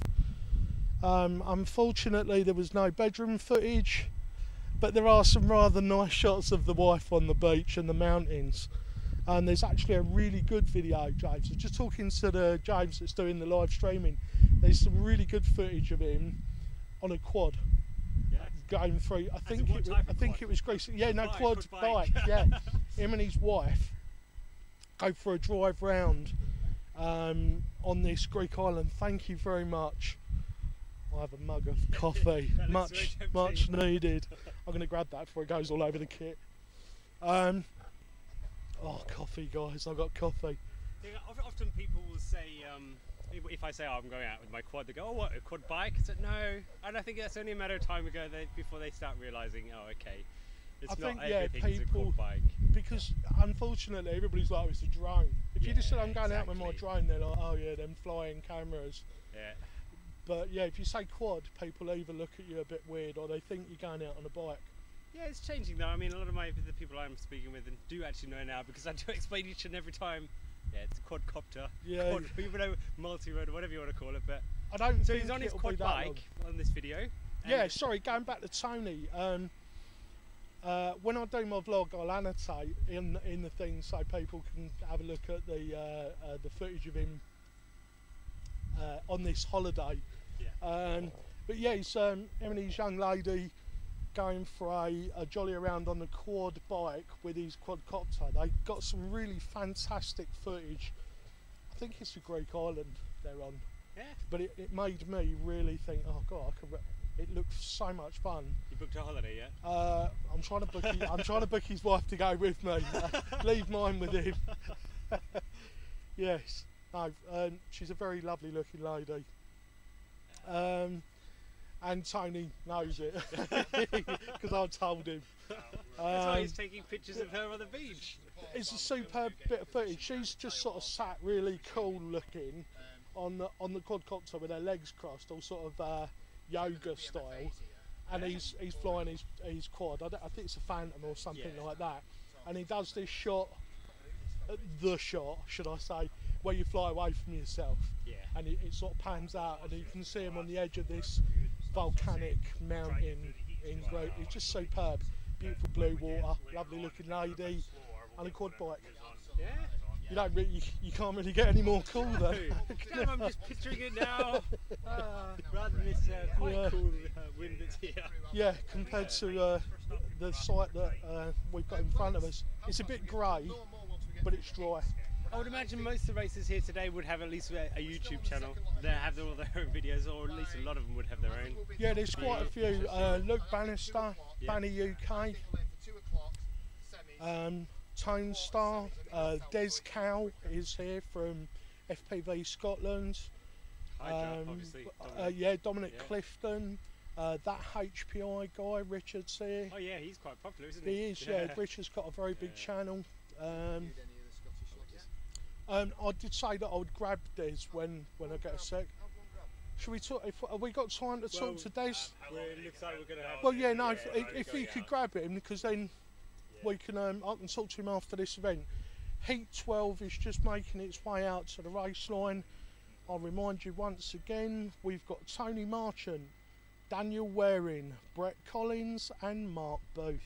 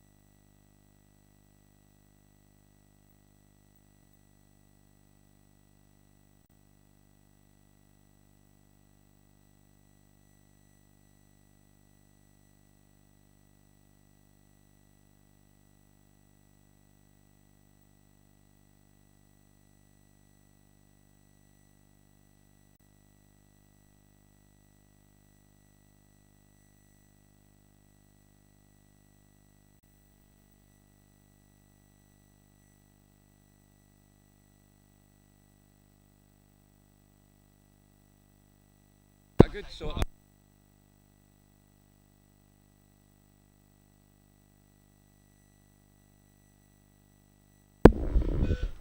And they're just getting ready to set off, guys, for Heat 12.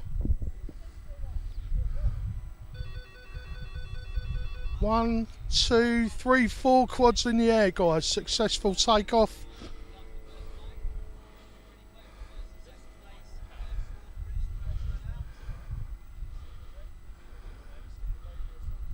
Just watching them negotiate a few of the turns and air gates. 1 quad down, 3 still in the air, guys. Not sure who that is that's crashed out. What's the chat going?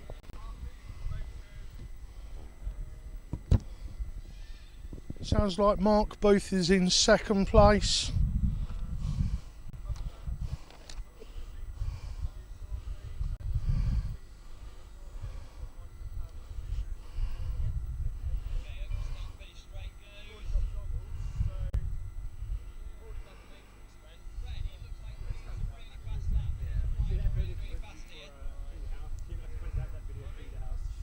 Brett Collins appears to be making very, very good progress.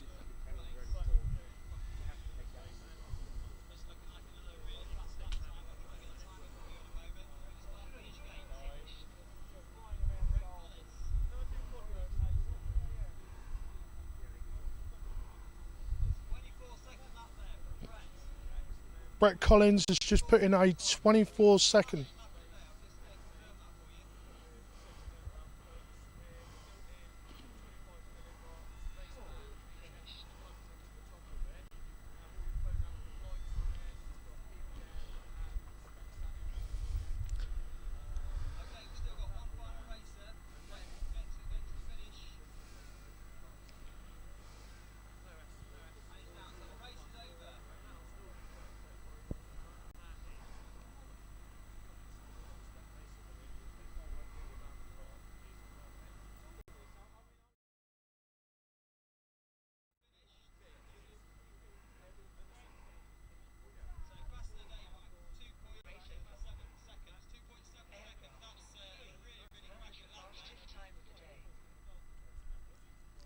Brett Collins has just put in the fastest time of the day, beating previous winner by 2.7 seconds.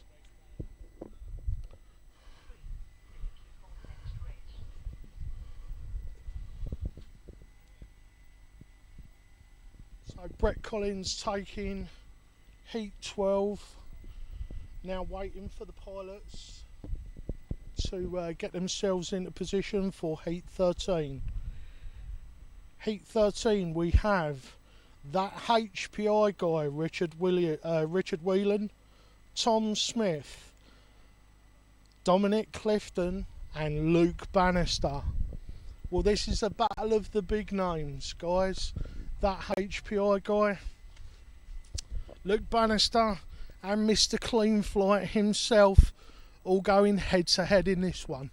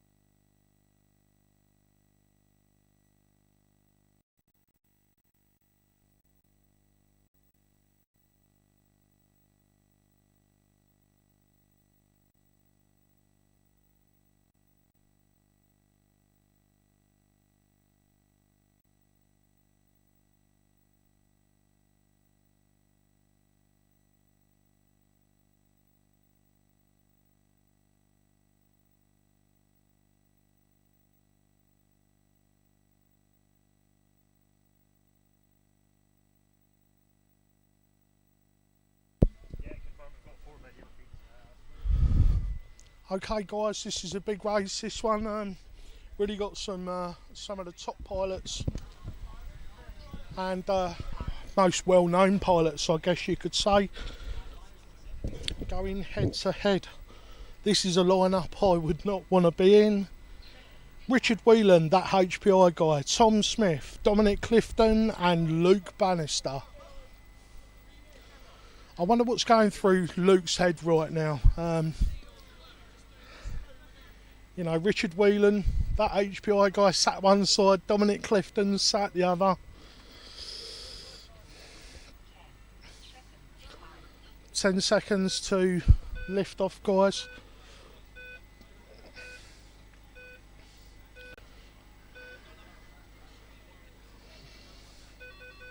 And they're away. Of course, someone has really gone.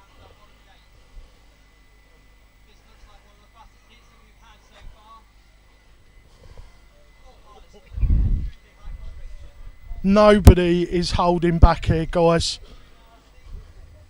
Who is this?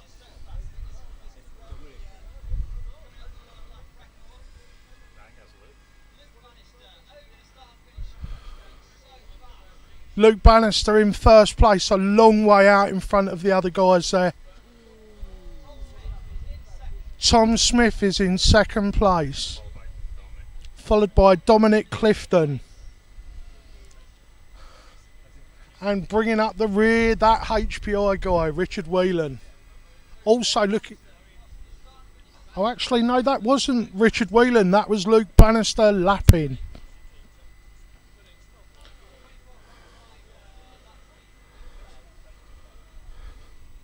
.5. So Luke must be pretty close to the fastest lap.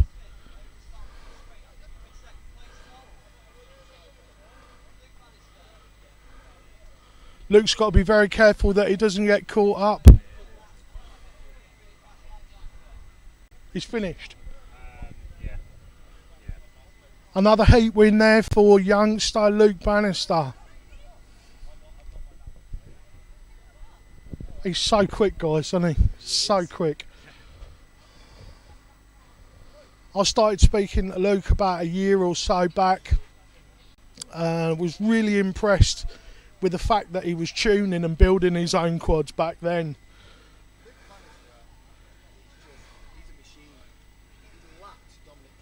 Yeah, I saw him. I was worried that he was going to come into contact with Dominic Clifton. Nigel Tomlinson's just joined us back from the race line. He was actually watching that from the race line.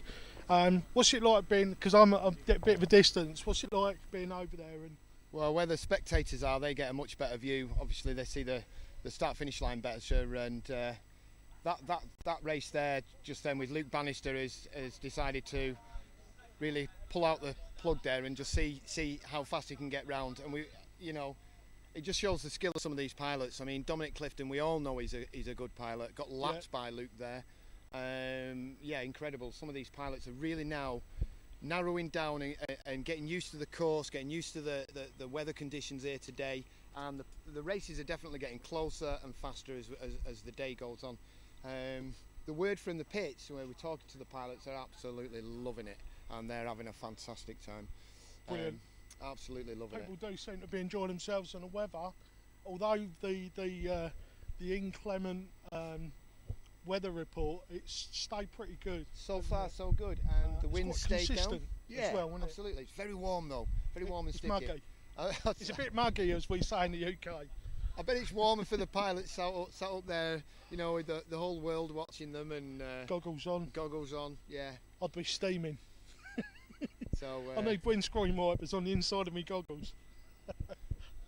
I really think that the likes of Chad Norwalk and Sharpoo need to be watching some of these guys, because these are the guys that are going to be at some of these guys will be at the World Championships in Hawaii and show it. And the Brits are coming.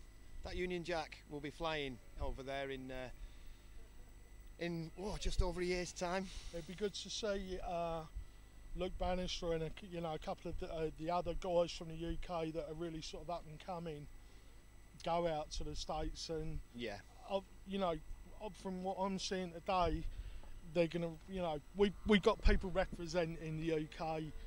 Absolutely. Strongly. Yes. You know, Luke Bannister, provided he doesn't find a girlfriend, because he's at that age. That is the prediction. That the downfall of Luke Bannister may well be girls. But we'll see. Up to now, he's quad, and that's all he's interested in. But yeah. What we need is somebody a little bit close that lives near Luke to keep an eye on him and make sure that the girls get warned.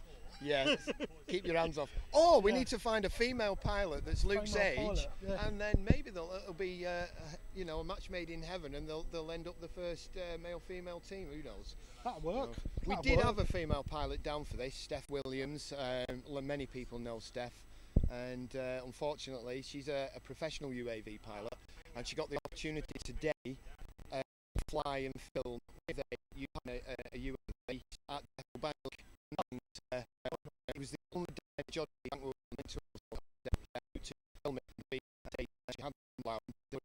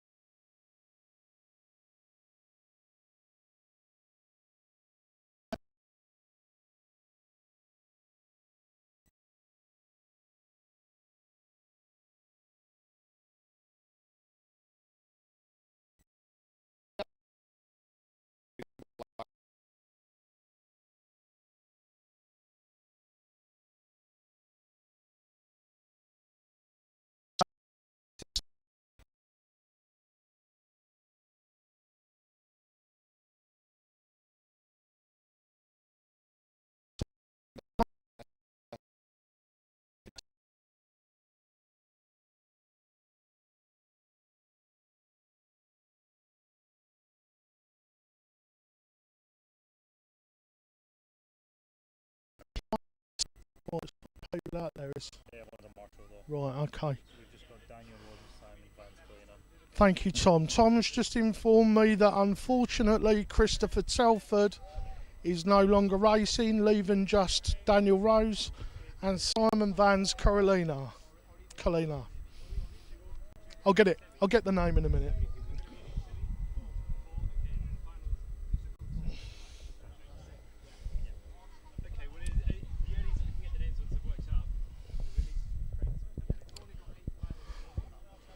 So these guys will have a little bit more space out on the track, just two of them on the start this time. I should imagine getting through the first gate or around the first corner when there's four of you can be a bit tricky.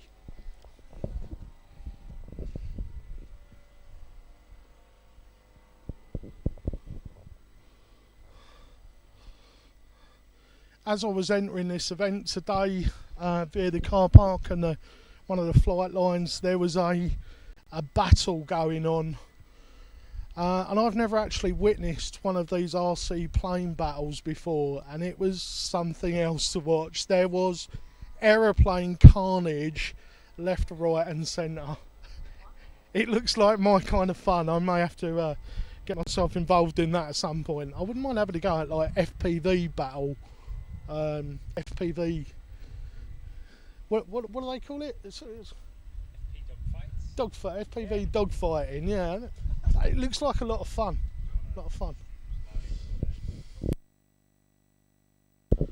So guys, let us know how we're doing. If we're doing a terrible job, if there's any problems, please leave us a comment. So no, top screen is Simon Vance Coiner and bottom screen is Daniel Rose. Okay. Simon Vance Collina has got the reverse guide on his camera. Simon has opted for that. I've actually seen Simon's been using that a long time, isn't he, to give him an idea of the distance between things and stuff, which is perfectly legal. You know, a lot of these cameras have that option. And as you can see, he's getting through the gate, so it's definitely working. Just watching them come round to the bottom corner of the track here. This is the one place where they do go past us at the streaming stand. Is that Simon going through? Yeah.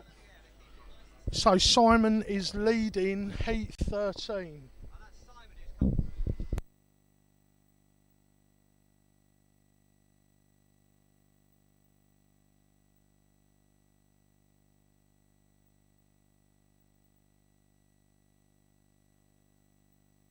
Sorry guys, heat 14, Simon is in the lead. Simon is flying his Blackout Mini H. Simon has also got a YouTube channel where he runs through the setup that he decided to go with for this event. He's running the new Mr. Clean Flight board, the SPF Racing S3, I believe it's called.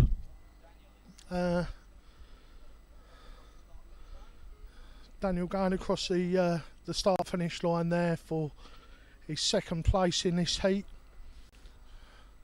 If Simon can keep this up, he's got this one in the bag. I do believe they'll both be going through,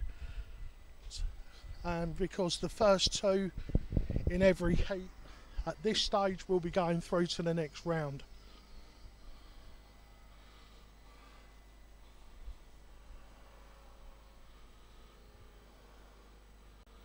So Simon has got a YouTube channel.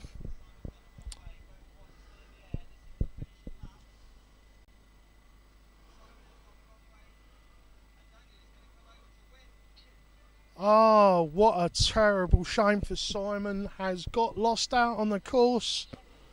He lost his way and Daniel managed to steal the win. Simon will be sick at that. What a shame.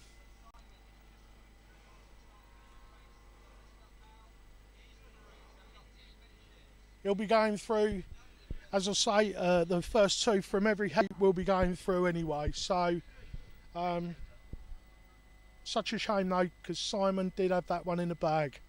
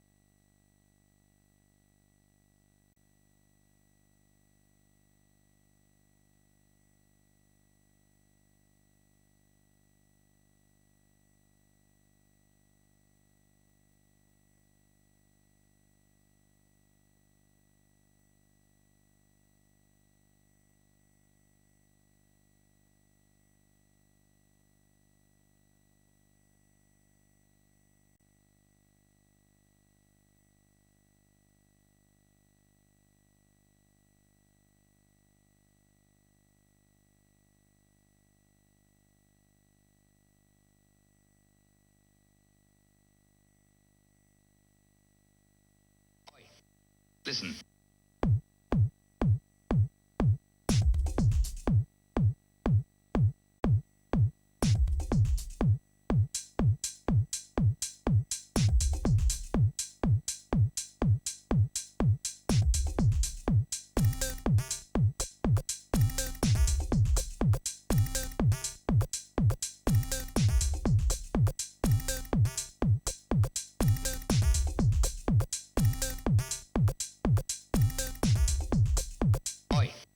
Listen. I'm a man of few words. Yes or no? Oi. Listen. I'm a man of few words. Yes or no? And she said you talked me into it.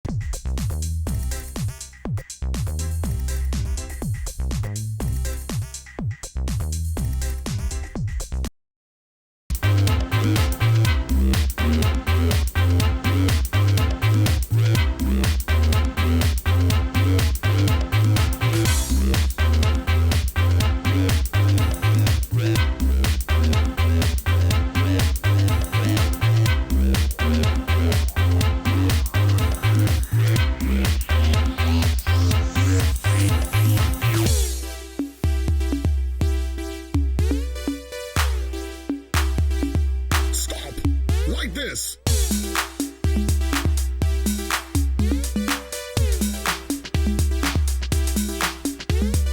Real chums don't get their chums. Clap on the 3 and 1.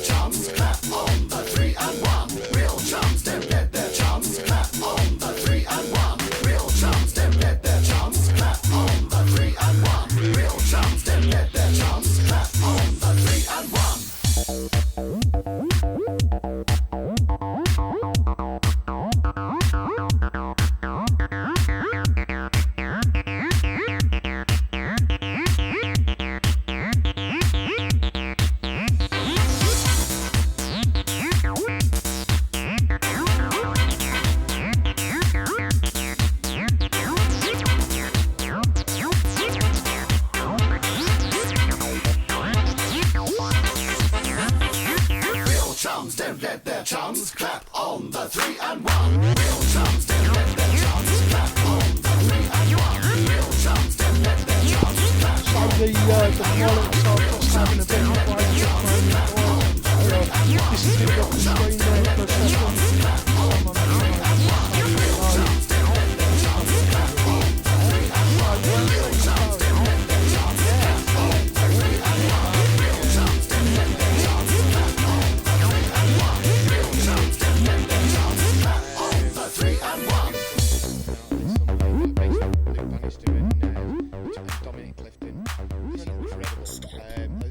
That's the talk of the pits at the minute, and pilots are now tuning in to themselves now and thinking we need to step our game up. You know, everybody's wondering who's going to be in the last 16. So it's all down to this third heat now, which will be getting underway in about 10 minutes time. And we're down to the next 16 then, and it's quarters, semis, and the big final. Who's your money on? If you was going to have a bet? I've got, judging on what I've seen, my favourite has changed from Tom Smith to Luke Bannister. It's got to be at the minute. You really think Luke Bannister's got a good chance? Yeah, as long as he doesn't wipe out the thingy. So this little counter call is for refined ladies only. Crash out on that race, you're out of the whole competition. So, you know, if he can fly like that and get through them gates without clipping one, which is, you know, it's so easy to crash out on this. It really is so easy. You know, he's taking a risk flying like that. I mean, maybe he's doing that in the heats because he knows if he drops it, he can always pick some points up in the next round. Yeah. You know, but when you get through to the knockout stages, crashing out like that is your race over. So I think you'll see a lot of the pilots in them knockout stages, maybe calming it down a bit, but the final is going to be epic, really epic. I mean, we've got the best pilots in the UK here today, and and there's some of them are feeling the pressure, some of them are stepping up to it, and it's a real test for them. I know the live stream's popular, and the guys there are doing a great job. And James, you still there, plugging away? Well done, James. As soon as we know who the last 16 are, we'll start getting names up on them live streams as well, and on the cameras, so that we can. They know who they're riding along with when they're looking at that split screen, and we'll do the same for the semis and the finals, and just it's just difficult at the minute. There's 28 pilots to get through and a lot of heat. So far so good, and the weather's staying good so far. Yeah, I mean, I've felt the odd spot of rain, but apart from that, it's been pretty kind to us. Considering the weather report, I was horrified when I looked at the weather report, and it looks pretty good. Actually, I don't know which way that cloud's going, but there's some sunshine trying to break through over there. There is, yeah. Stays that way, and it'd be nice. In fact, the only dark cloud is right above us. And that's not giving us any rain, so let's hope it continues to not give us any rain, and we shall be good. We had an incident earlier on, which was very unfortunate. We're at another event and we didn't have any control over this. Someone with a Phantom 3 in the campsite decided to take off, one of the older Phantom 3s on the 5.8, and took off and blinded 3 pilots during the practice sessions.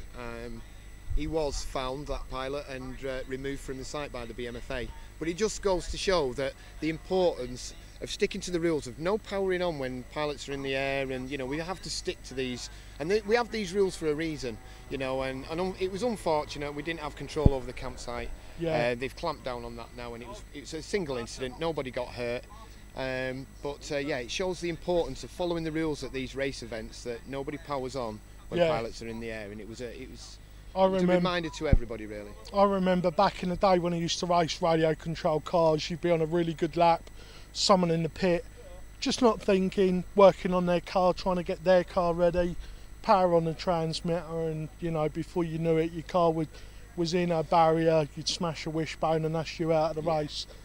So incredibly frustrating when it boils down to just people following etiquette, really. I have to say, all the pilots here today have been absolutely fantastic. Nobody's, you know, trying to power on or doing anything, and not even by mistake, because you know, they all know what's at stake here, and they all know that, you know, if they follow that etiquette, as you say, the racing is just smoother, it's better for everybody. And it's great to see that, you know, this is getting to be standard now, and they understand that at race meets, because we've been running this for a year now, and people know what they should and shouldn't be doing, and it's great to see that. So one thing that I was talking to somebody about the other day, there's actually a race ban now for anybody that's sort of looking at this and thinking, oh, I might like to take that up. How does that affect somebody? Because they need to be on the race ban, do they?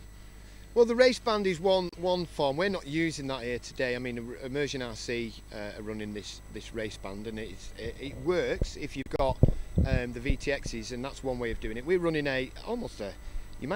although running from a laptop, it is a pegboard system for want of a better word, you know, and it's working for us. But it is why we're only running 4 pilots at a time. You know, we've not had any issues video-wise today, and we're trying to integrate that system into the iLap system as well, and we've got people, software experts, actually writing software so that it'll all be integrated, and at the minute we're running 2 systems side by side if anyone's interested, where we're one system is sorting out all the video frequencies and allocating those to the pilots, and the iLap is running separate to that. When we can get that to integrate, racing will get so much easier and so much smoother, because the systems will do it for us. Yeah. It just takes out that worry of who's going to clash.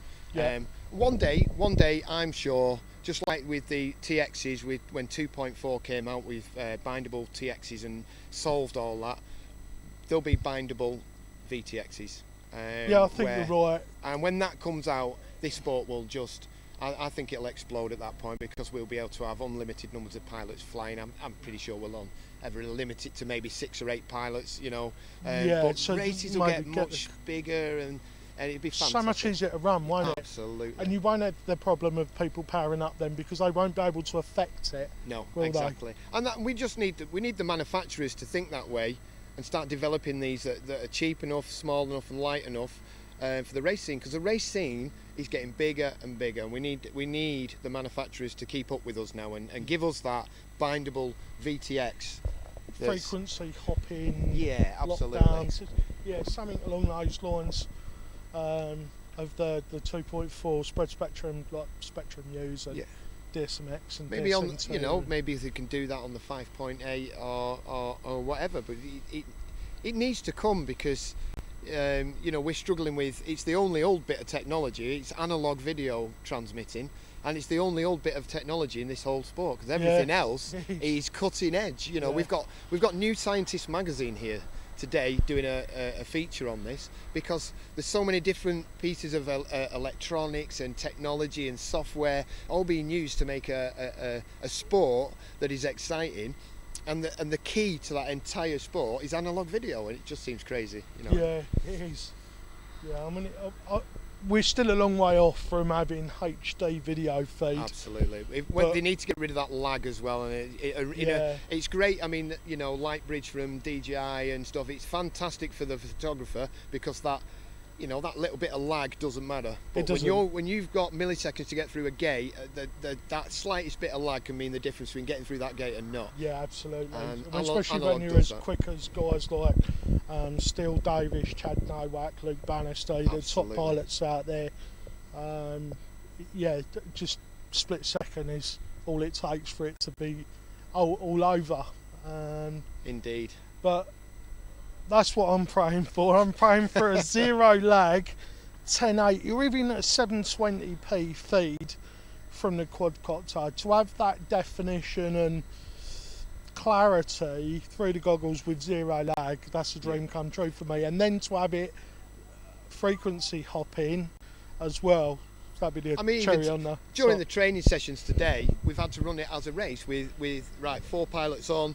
You do your practice laps, you come off, hand your tags over, next 4 on, because it would have been nice if we could have just left them open. The field's open, there's the course, you've got an hour, get out there, practice, run the laps, just enjoy yourself, get some practice in. But we can't, because we still have to run that tagging system for the practice laps. Bindable VTXs, that is what will change this sport from what it is now to what it's going to be. It's got to be the future. Sorry, I was distracted there. We've got a what is it? That's a model jet of some sort. Yeah, it's a model jet. Sorry guys, I was distracted as Nigel was talking there. I had a jet engine behind us and flipped round. I thought it was a tank buster, the A10, but it isn't. I think it's it's not an A10. Or is it? It does look like an A10 actually. Could be an A10 tank buster, or the flying cannon as it's known. Some amazing models here today. I mean, there is, obviously we're all focused on the racing here today, and then suddenly you hear an engine, you look behind you, and the pulse jets are amazing. The noise that them things make is just incredible. Yeah, definitely. I was just saying to James a minute ago, there was wing combat going on as I came into the event today. That was something else to watch. And then a little bit further down there was like a Western 50, one of them fast delta wing jobs with a big noisy engine. There really is something else, something for everybody here. There was a big scale Piper Cub flying around. it's a good event. This really good It event. is a big event. And aside from the FPV racing here. And what's incredible, you've got 8 different flight lines from different disciplines, all almost overlapping, and in the air, if you draw a line, all the flight areas that they've got are all touching each other, and everybody's having to stay out of each other's flight area, and it takes some coordinating that. We're lucky over in this corner because we're barely getting over 10 foot in the air, and we're over in a corner. But some of these guys here, it's disaster if they cross over. Yeah. I nearly said one flew over our head a minute ago. It didn't, but it felt like it. Like say, because the areas are so close, it felt like something was going right above us. And the third heats are about to, I'll leave you to it now, the third heats are about to... third set of heats are going to get away, Nigel's going to go off and... quarter-finalists after this. So, brilliant, so this is the pre-quarters? No, this is the third set of qualifying heats. Right, and then we're on to the quarter-finals. Quarter-finals, absolutely. Fantastic. Then it's knockout sessions at that stage, and it gets all a little bit more scary for it's the a pilots. bit sudden death then, isn't it, once we get through? Is that at the end of this in the quarters, or now? No, at the end of this, 7 qualifying heats to go. Yep. Then we'll know the running order for the quarterfinals. We'll know the 16 pilots going through to the quarters. From that point on, it is sudden death. If you it's the first 2 on each of those races. So there'll be 4 quarterfinal races, and the 2 pilots from each of those races, top 2, will go through to the semis. 2 from each of the 2 semi-final races will go through to the final 4. And it's 3 of those final 4 will qualify for the World Championships, and one of them will be crowned UK Drone Racing Champion 2015. Exciting stuff, guys. I've got the hairs on the back of my neck just talking about it. Yeah, standing up. It's very, amazing. very exciting.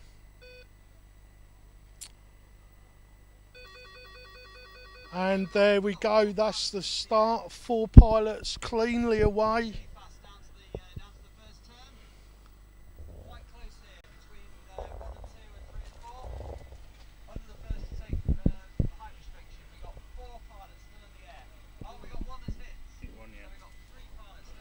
In this race we have Richard Hartley, Barry Hearn, Dave Pitt and David Bailey. Taking a break from photography today to FPV with us. Dave Pitt has crashed out.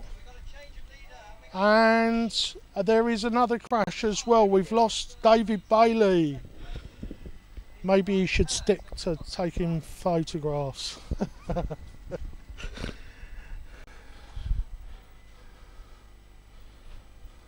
So Richard Hartley and Barry Hearn still running. Looks like another crash. Managed to stay in the air. I don't know who that was. Richard Hartley had a bit of a moment there.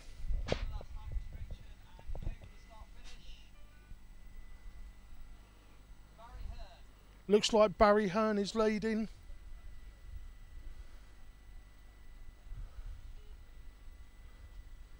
Richard Hartley across the start finish.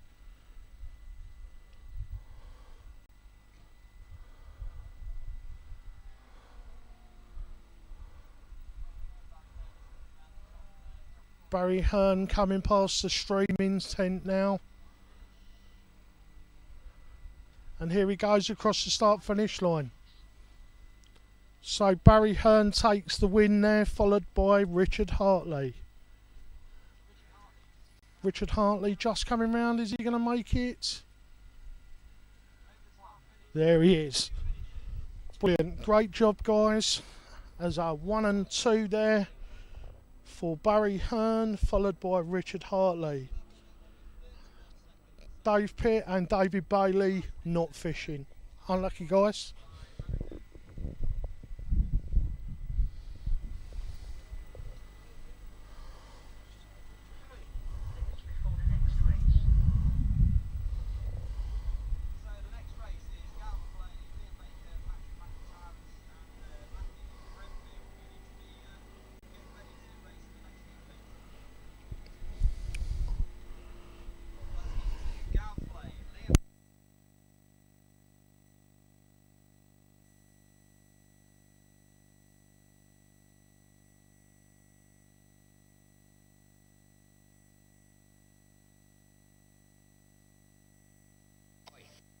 listen.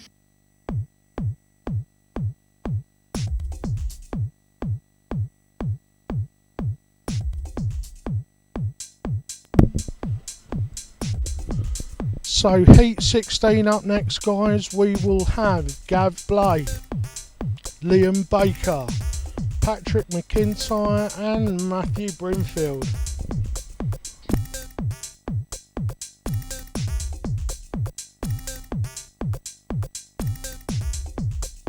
Oi, listen. Have a man a few words? Yes or no? Oi, listen. Have a man a few words? Yes or no? And she said you talked me into it.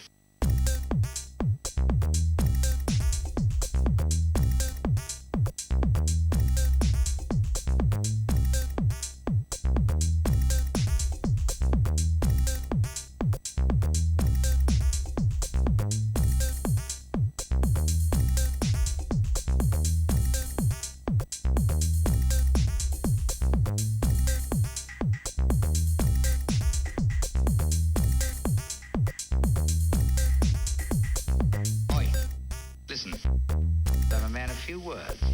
Yes or no? Oi, listen, have a man a few words? Yes or no? And she said you talked me into it. Oi, listen, have a man a few words? Yes or no? Oi, listen, have a man a few words? Yes or no? And she said you talked me into it. Oi, listen, have a man a few words? Yes or no? Oi, listen, have a man a few words? Yes or no? And she said you talked me into it.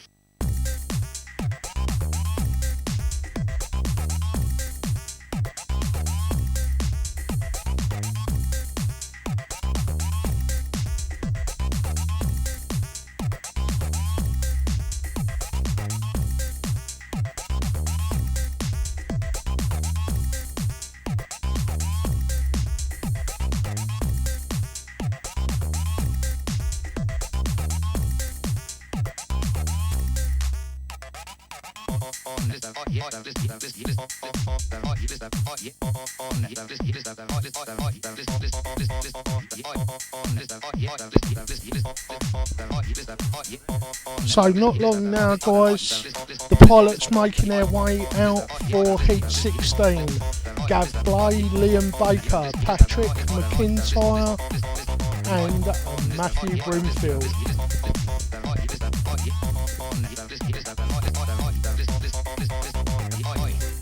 Listen, have a man a few words? Yes or no? Oi, listen, have a man a few words? Yes or no? She said you talked me into it.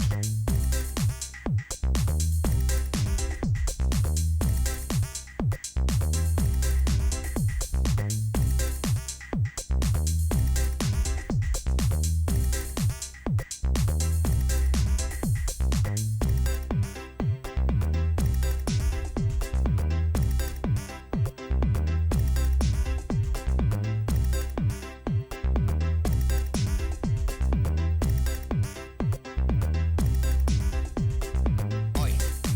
listen, have a man a few words?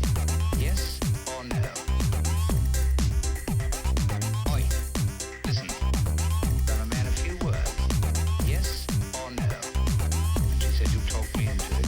Oi, listen, have a man a few words? Yes or no? Oi, listen, have a man a few words? Yes or no?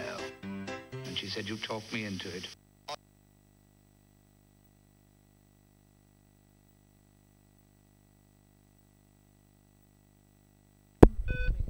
So we got a few spots of rain coming down now, guys, which hopefully won't stop play. Heat 16 getting underway. 1, 2, 3. 3 pilots in the air. Unfortunately, somebody had a tumble on the start line.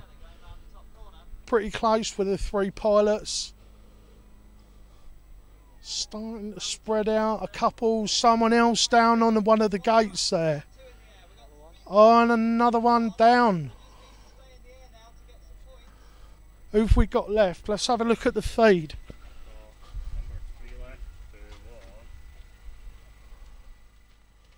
Pilot number 3 in this heat is Patrick McIntyre. All Patrick needs to do is keep the quad in the air to go through.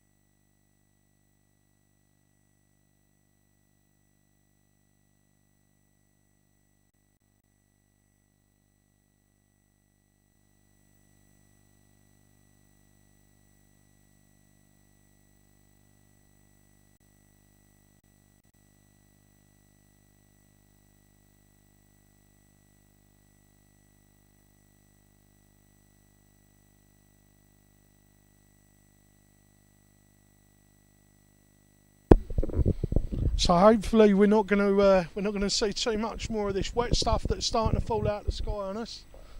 So hopefully it's just a little shower. Some of the pilots running for cover. Fortunately, everybody seems to be quite well organised. People have got awnings and gazebos and tents for their equipment and whatnot.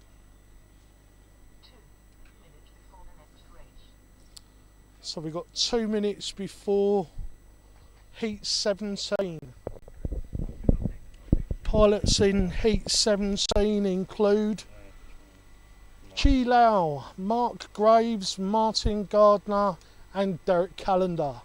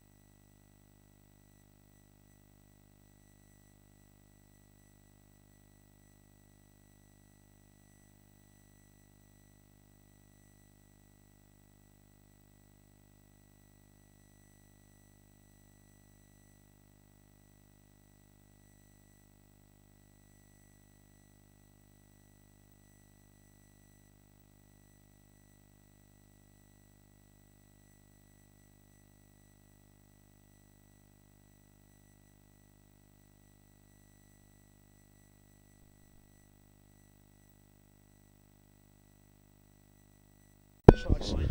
So the quads are just getting ready to go away for heat 17, guys. And they're up 1, 2, 3, 4 quads in the air. Looks like a fast heat, this one. Oh, very, very close round that first corner. No, in this heat we've got Chi. Is it Chai? I call him Chi because I've been calling him Chi all day. When I speak to him later, I'll apologise if he is wrong.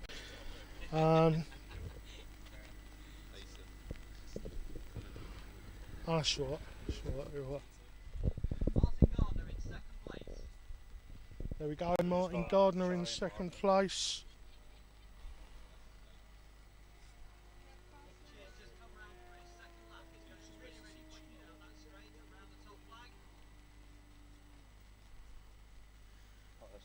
Sorry guys, I'm just watching the stream here. These guys are really ripping it.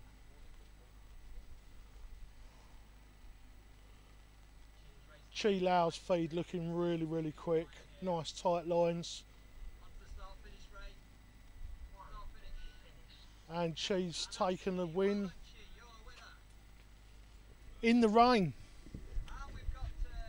I guess you can see a bit of rain on the FPV lenses there, guys. Hopefully this is just a quick shower and not the sign of things to come.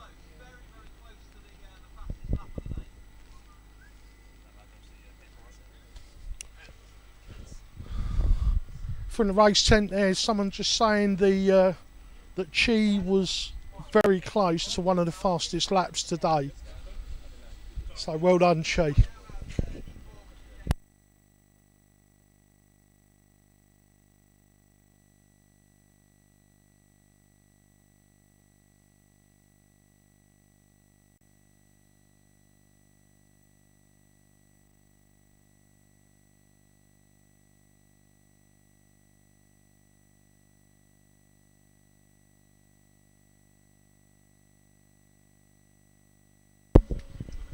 Okay guys, we've just got a few minutes now before race 18 goes live. James Bowles, Douglas Carpenter, Bradley Austin and Martin Higgins.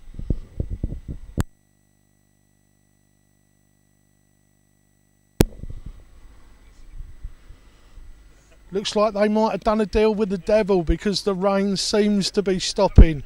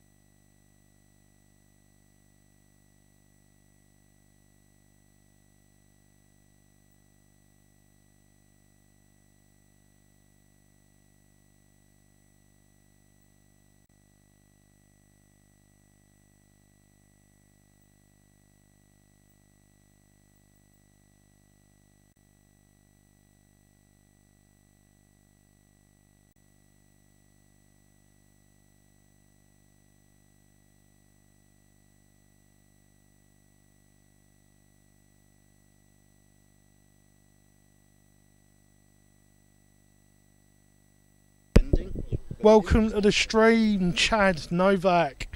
How you doing? Luke Bannister is absolutely ripping it up here. Why aren't you here? Is it to give us Poms a bit of a chance of winning something?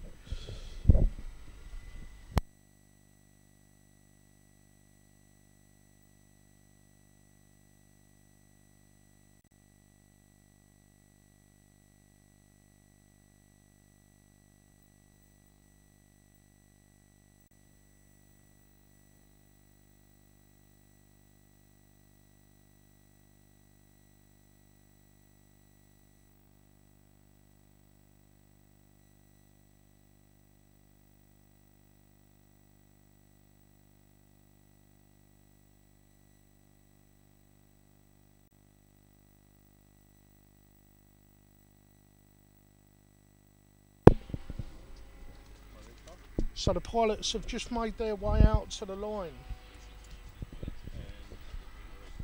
Heat 18 we have James Bowles, Douglas Carpenter, Bradley Austin and Martin Higgins.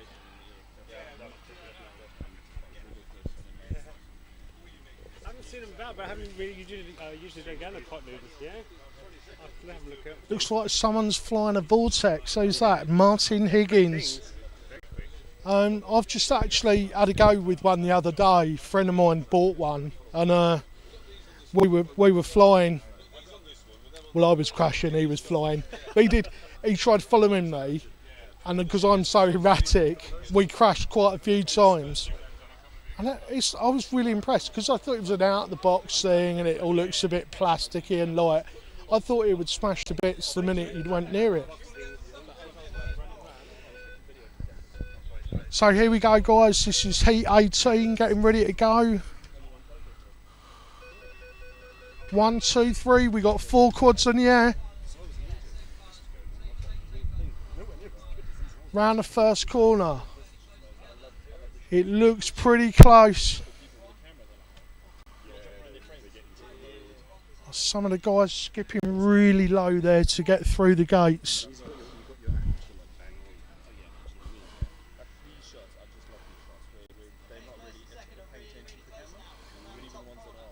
Looks like there is a little bit of a gap now for first place.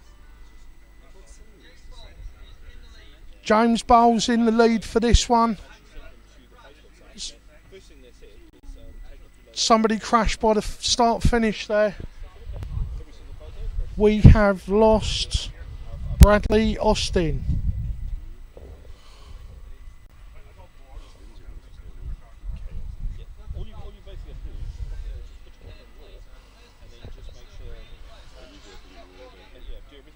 First and second place now starting to look quite tight. That looks like a vortex going through. Martin Higgins has taken the place in the Immersion RC vortex.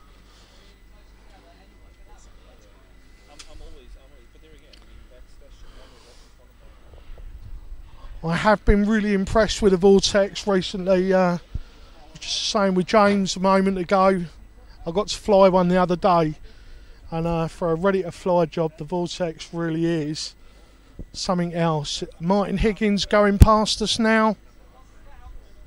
Through the start finish,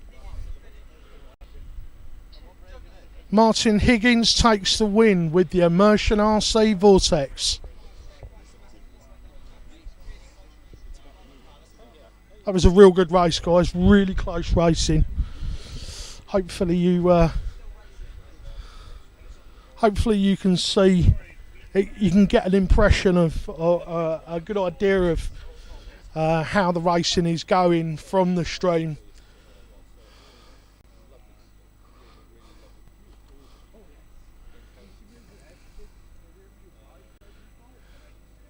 I think the guys are doing a brilliant job here. This is a really difficult event to cover unless you've got multiple cameras, multiple cameramen. It's very, very difficult to actually show off the racing. But the guys that are here, the professional production team that are here filming it, hopefully will be able to give you some better sort of out of the quad coverage of the event.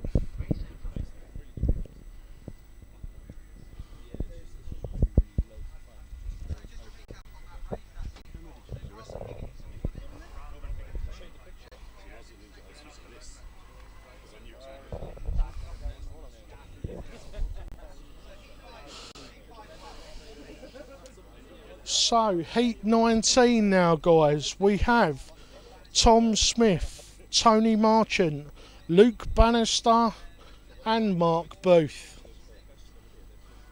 Chi here. He's also one of the leaders at the minute. How you doing? Yeah, man. I've just been joined by Chi. Is it Chi? Yeah, Chi. Chi.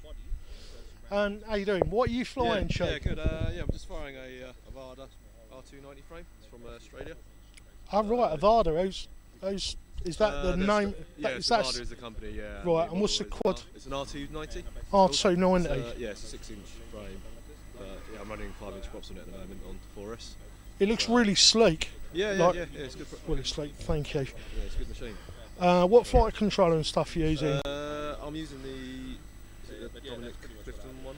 The SPF, do you know what? I said to him, you need an acronym that's Yeah. easier to remember. It's the yeah. SPF Racing S3. Yeah, that's the one, yeah. There's a bit of mouthful, isn't it? Yeah. It just needs to call it the S3 or something like that. That's easier for us people to remember. Yeah.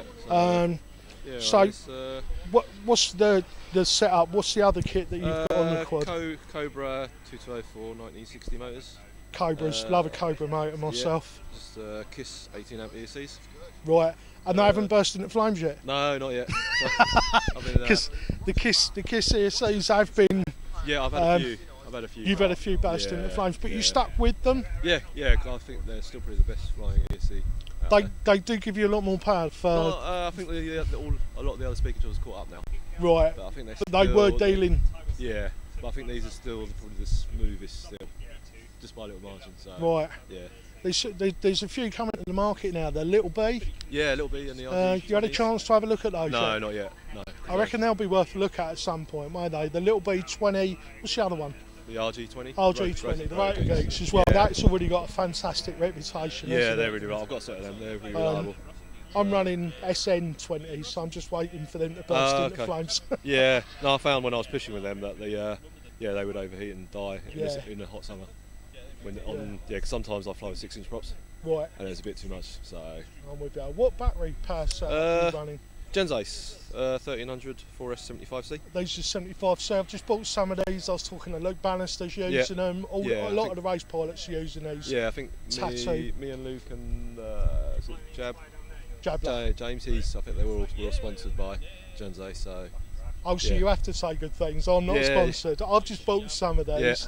And I must admit, I'm massively impressed. I abuse all my batteries. I've run mine. I've taken 1320 milliamps out of mine according to mine. Yeah, they seem to have more capacity than these ones. So it feels like a 1600 to me or something like that. Yeah. You know, because of the amount you can take out of it. And I haven't managed to damage it yet or puff it. Yeah. And I've driven them pretty hard. Yeah, I've got some. About 30 flights. No puffing yet or anything. Brilliant. So they seem like really good packs. Yeah, what flight camera are you using? The Sony 600 TV line one. The little mini TV, like the Surveil Zone one, is it? Yeah, that's one. I think it's just the standard one that most guys use. Brilliant. So I don't think there's just a. Stand on. It's the first time I've seen the Avada quad up close. It is really super sleek. Yeah. So. You've been flying this quite a while. About 6 months now. So yeah. I'm sort of sponsored by them. So right. I'm more of a demo pilot for them. So right. Yeah. Superb. Are you local, are you? Heathrow. Oh, you're in Heathrow? Oh, you live at Heathrow? You're only up the road. I worked at Heathrow for 10 years. Okay, yes. Totally nothing to do with the stream here, guys, so sorry about that. But a bit useless information for you. Yeah. What's it like flying out there in these conditions? Today's good. There's not much wind. Yesterday was really windy. It was about 20-25 mile an hour wind, so it's really hard to line up. Lining up for the gates when it's windy. Yeah, a lot easier. You can get the quad and just get it through the gates. When it's overcast like this, it helps as well, doesn't it? You get the light for the cameras a lot better, isn't it? Better, more consistent. Yeah. Rather than going one way into blue sky and then turning the other way into a load of sunshine or whatever. Right, Chief, thanks very much for taking a couple of seconds to talk to us. Okay, all right. All the best of luck for the rest of the day. We'll talk to you later at some point. That's all right. Okay, all right, cheers. Cheers, Chief. Yeah, thanks. You. So there we go, there's Chi Lau flying the Avada 290. Nice looking quad that, really like the look of that. Very sleek. A lot of the quads have got quite a wide deck on them, kind of unnecessarily wide, I think. Yeah, no, I like the look of that. So up next we have Tom Smith, Tony Marchant, Luke Bannister and Mark Booth.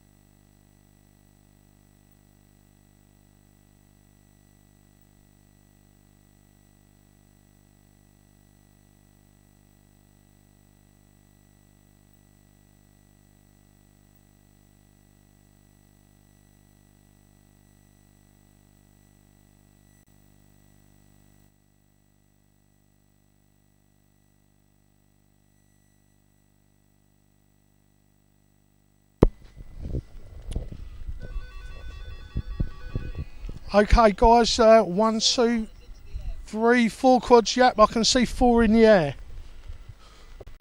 And I can see one of them moving insanely quickly. That's got to be Luke Bannister. Who else have we got in this heat?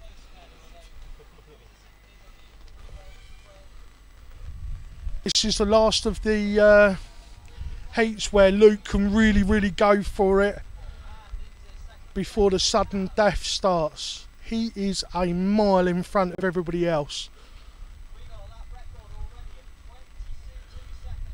Luke has just broken the lap record, putting in an amazing 22-second lap. Previously, 24 seconds was holding the lead. Luke's taken a fantastic 2 seconds off that.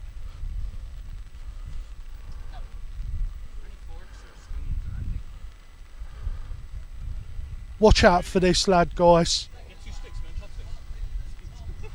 So quick. Come on, Luke. Luke Bannister takes the win, putting in a absolutely stonking 22-second lap.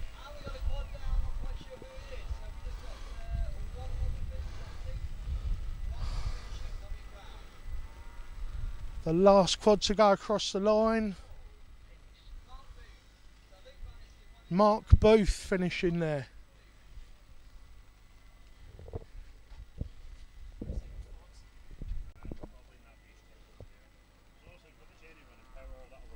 Wow, Luke Bannister absolutely blistering. Started talking to Luke just over a year ago now. He just looked like someone that was going to be going places. He was building his own quads and tuning his own quads at about 13, just before his 14th birthday. And I spoke to him and I said, you know, how are you getting on? You enjoying it? You know, most kids are sort of sitting at home playing with their Xbox, and Luke turned around and said, I sold my Xbox to buy my FPV gear. So there's dedication. There's not many lads his age would swap the Xbox for FPV. Looks like he definitely made the right choice. Is there another set of Gareth? Can you...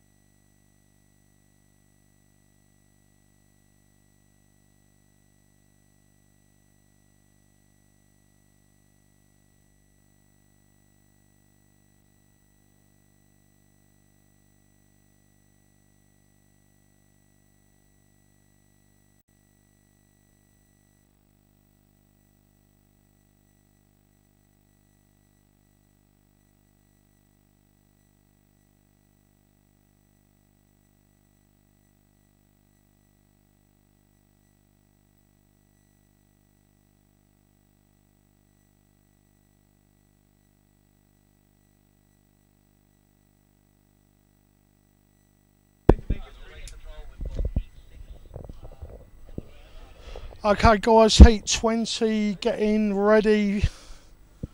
Quads are on the grid.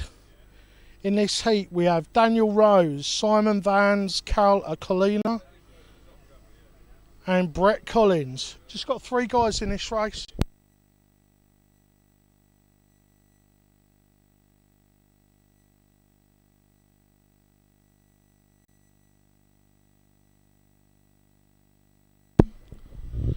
So let's hope Simon can keep it up in this event. Simon crashed out in the last one. Oh no, he didn't crash out. He got lost, which was a terrible shame because Simon was actually winning the last heat. Racers getting ready.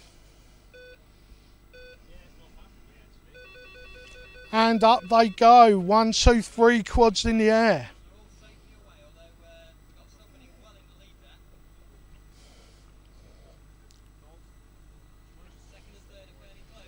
This has got to be Brett Collis out front.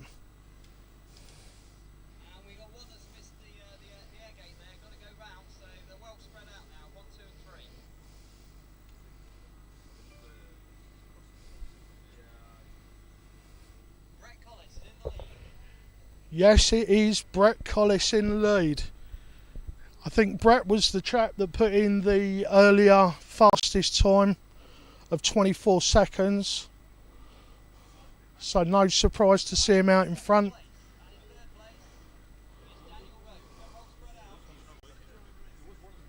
Yeah, Brett's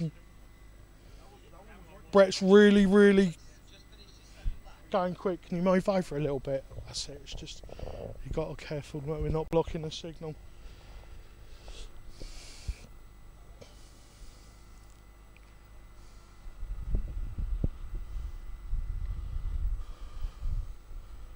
Just looking to see who this is going through the start-finish gate.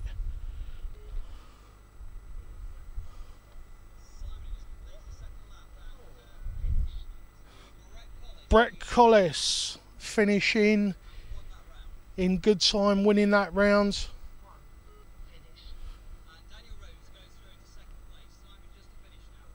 Daniel Rose stealing second place from Simon. Simon looking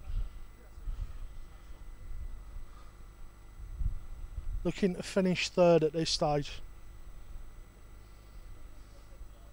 Not quite sure what went wrong. Did Simon get lost?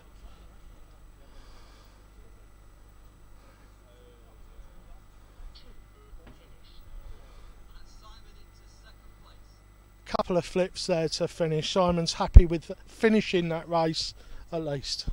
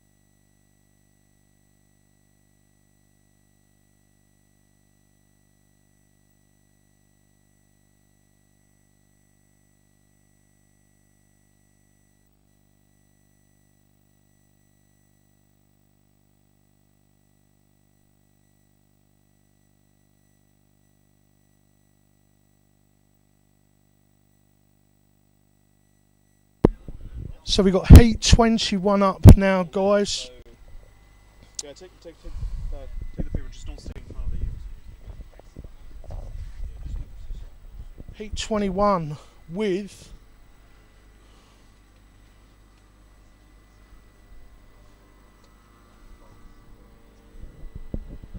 so it looks like we may be losing one of the pilots, but we do have Richard Whelan and Dominic Clifton taking their place at the flight line.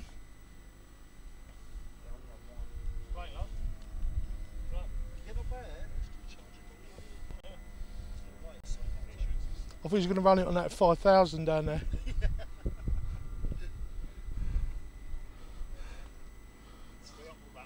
That might be a bit optimistic taking off for that though. I think. One of the guys that's come up to the event, Loz, has got a little tiny JJRC Hexa, and it's next to a 5,000 milliamp battery. The battery's about 4 times the size of it.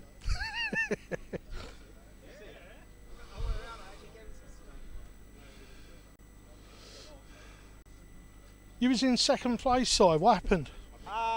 No, it was a really good race. I just kind of. It was a good race. I mean, I followed the speed that I was comfortable at. I gave it a bit of stick on the straights. I didn't get confused, didn't get lost about the course. It's really good. I'm really happy with you that. came third, but there was 2 quick No, pilots I came out with second. you. No, what happened is they got a bit confused. The timing system got confused because one guy was so far behind that when the first person crosses, you've only got till the end of that lap to actually cross. Right. So I finished in second, and it basically said so-and-so finished. Because when I was commenting on it, I said, "Oh, how did you end up?" I didn't in third. third. No, he didn't. He went through the gate 3 times, but he actually ended. In third place. Oh, right. Oh, well done, second place out there, because that wasn't a slow heat. Yeah. By any stretch of the imagination. And I got that on video too. I'm happy with that. So cool. Go back and watch that later. I don't think I made any mistakes, to be honest. I basically flew it exactly how I wanted to fly it. Felt completely in control the whole time. You know, like really just like felt perfect. If I could just do that, but then it looked really smooth. It looked really. It looked slow, but thanks. But it did look smooth. No. Yeah, I mean, right before that, I watched Luke Bannister, and then I was just. Well, that's the thing. I've just finished watching Luke, and the guy that he was out with, Brett Collis, was also one of the fastest lappers. Yeah, there's something about the way Luke flies, though. He just explodes off the start line, and then he literally goes explosion to explosion to explosion. He basically explodes off the start line. He like angles his quad back, explodes back to change direction, and then just does it. And there's just no correction. There's no flying. It's basically just like line explode. Yeah, 15-year-old brain and thumbs. Yeah, he's yeah. When I was speaking to Luke last year, when I first spotted Luke, he said that he'd sold his Xbox to buy his FPV gear. Yeah, that's dedication for a young lad, isn't it? Yeah, I can see why. This is the best video game we possibly hope to have. So, yeah, the graphics are amazing.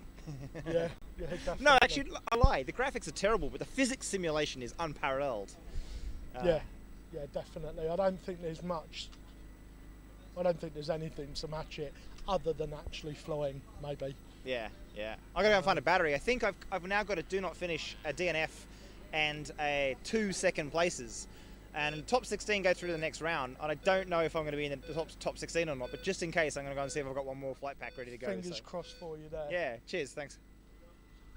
Okay. 2 pilots in the air now. We have that HPI guy, Richard Whelan, and Dominic Clifton. 2 well-known chaps from the world of FPV and quadcopters and the like. Dominic Clifton, of course, the brainchild for Clean Flight.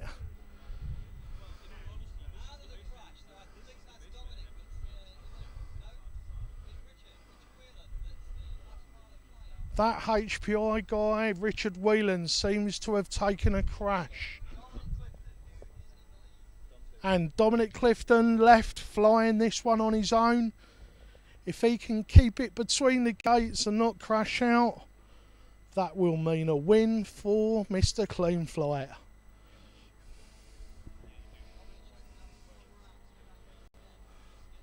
Dominic missed the gate there. He's just going back round and, yep, lovely.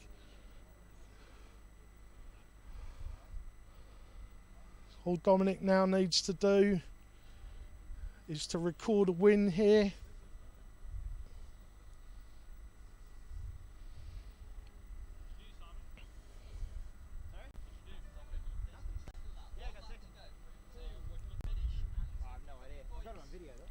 One more lap now for Dominic Clifton to record a win in this heat.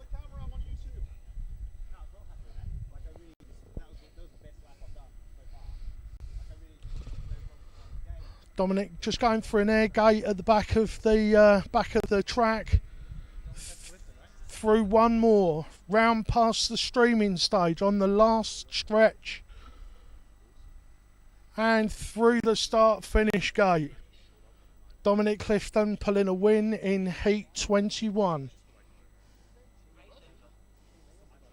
Not sure what happens to Richard Whelan. Maybe the pressure getting to him a little bit. I probably wouldn't make it off the start patch, so anybody that makes it round.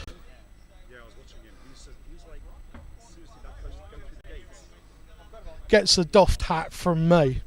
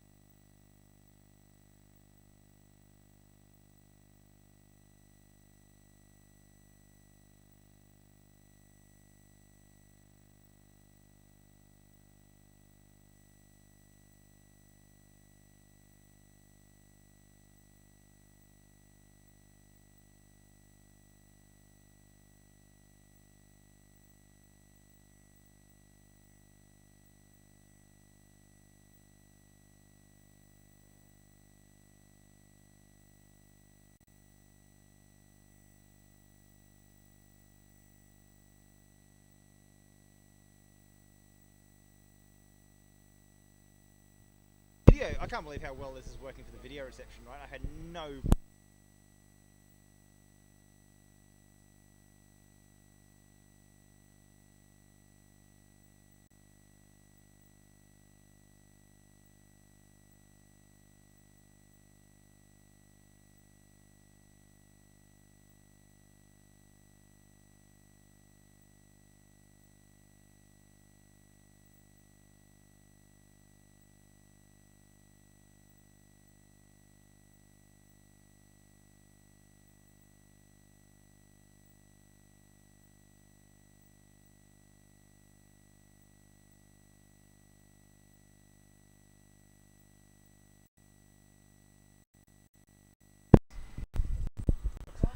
Right, the pilots are now going to take a break for lunch, guys. The people that are running the event are going to have a bit of a break, refuel, get themselves a drink.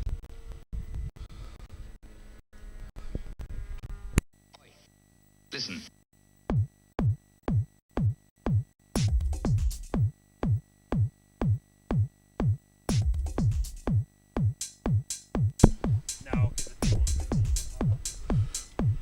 Okay, so the stream will be shutting down for a little while, guys. One of the organisers, Tom's just gone to find out. As soon as I know, I will let you know.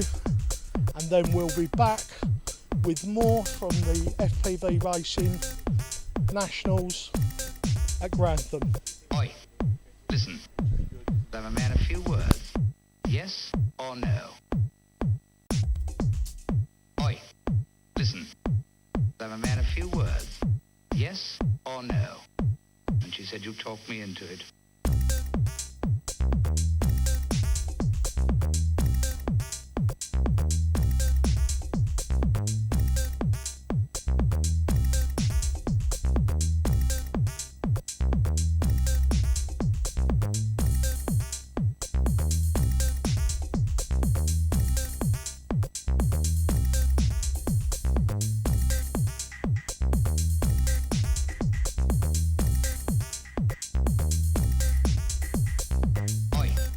Listen. I'm a man of few words. Yes or no? Oi. Listen. I'm a man of few words. Yes or no? And she said you talked me into it. Oi. Listen. I'm a man of few words. Yes or no? Oi. Listen. I'm a man of few words. Yes or no? And she said you talked me into it. Oi. Listen. I'm a man of few words. Yes or no? Oi. Listen. I'm a man of few words. Yes or no? And she said you talked me into it.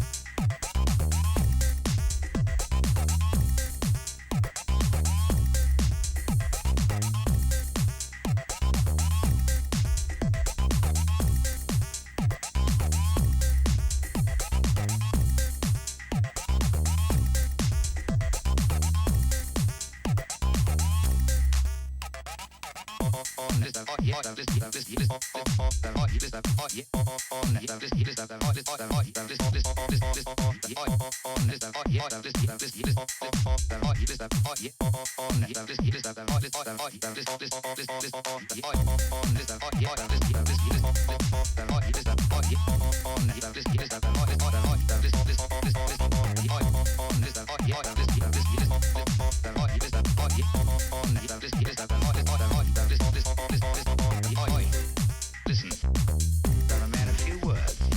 Yes or no? Oi, listen, I'm a man of few words. Yes or no? She said you talked me into it.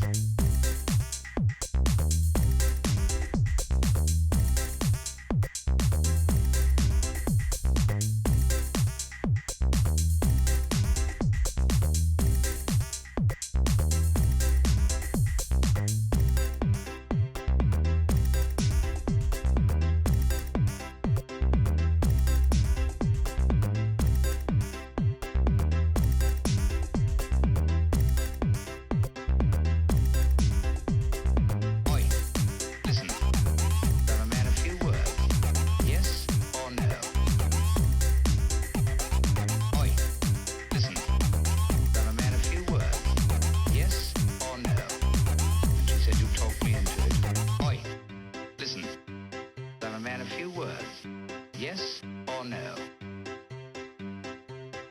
Oi.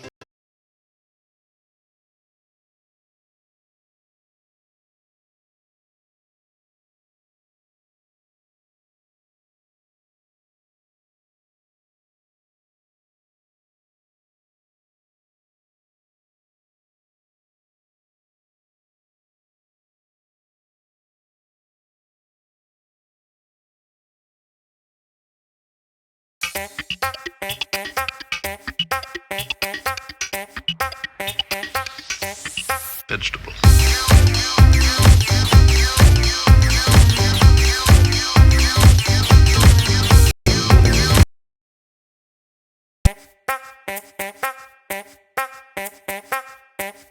Vegetables.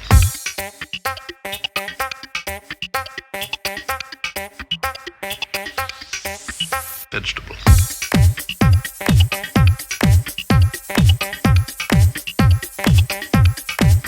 Vegetables.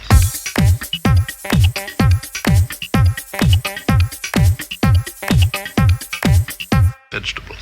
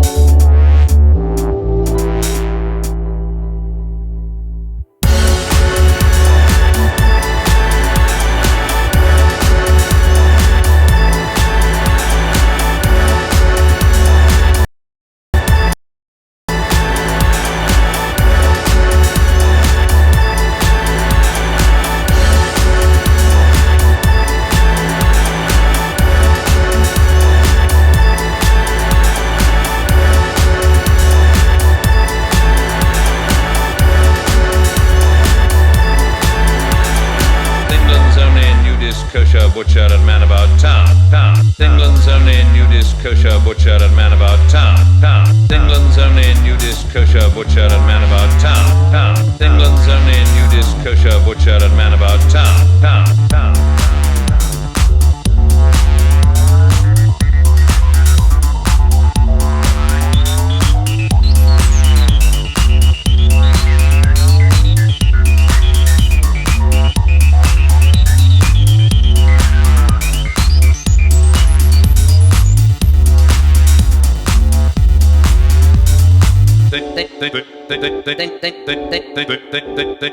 England's only nudist kosher butcher and man about town.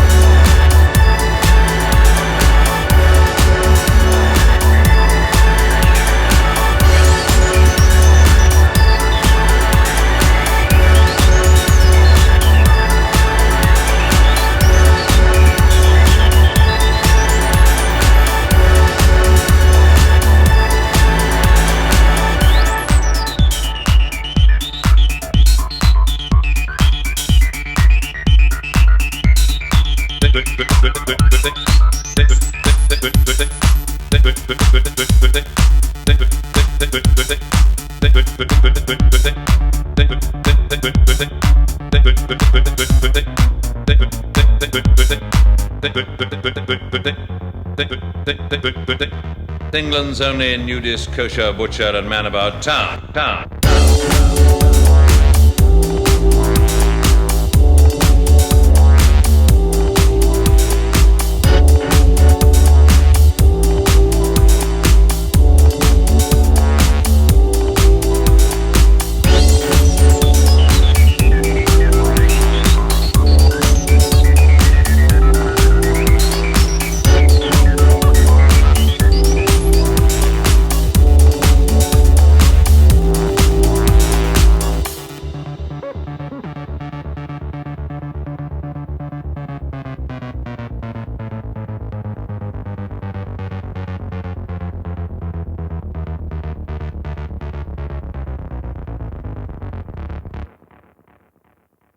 Golden bouquets leave for Asia, Africa, Cathay, only before that shady lady by the fibroid shop. When I golden bouquets leave for Asia, Africa, Cathay, only before that shady lady by the fibroid shop. When I golden bouquets leave for Asia, Africa, Cathay, only before that shady lady by the fibroid shop. When I golden bouquets leave for Asia, Africa, Cathay, only before that shady lady by the fibroid shop.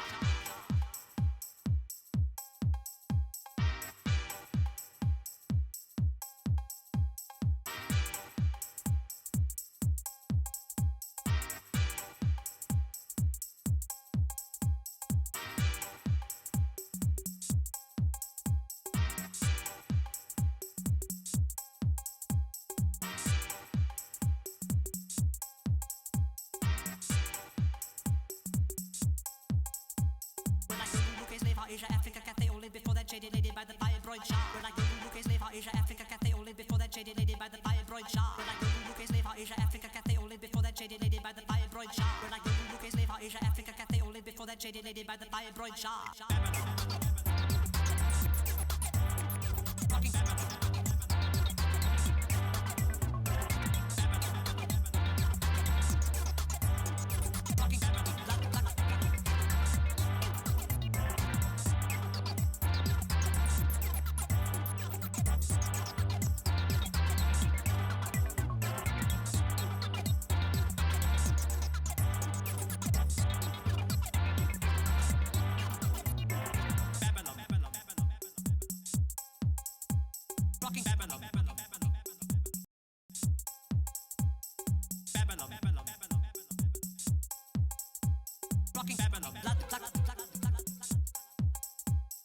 Golden bouquets leave for Asia, Africa, Cathay, only before that shady lady by the fibroid shop. When I golden bouquets leave for Asia, Africa, Cathay, only before that shady lady by the fibroid shop. When I golden bouquets leave for Asia, Africa, Cathay, only before that shady lady by the fibroid shop. When I golden bouquets leave for Asia, Africa, Cathay, only before that shady lady by the fibroid shop.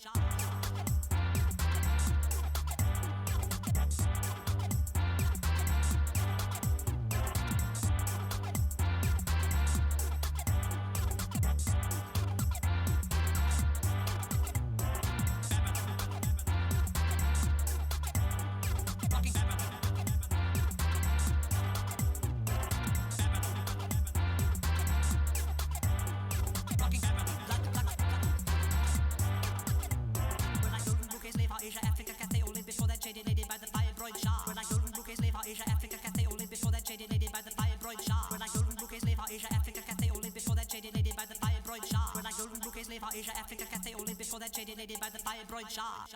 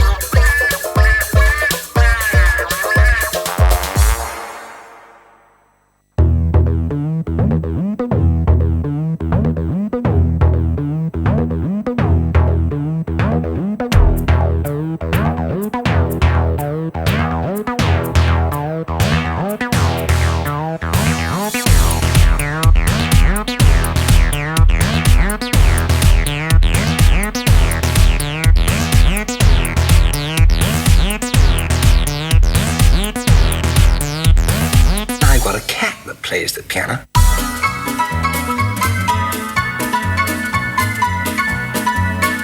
Give us a tune on the old Joanna, will you?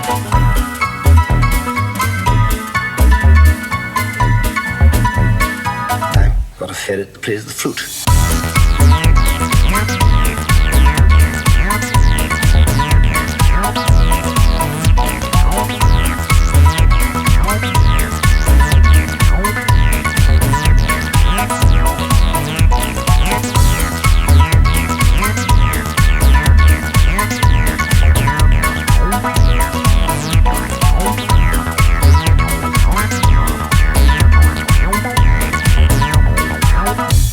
Ferret that plays the flute.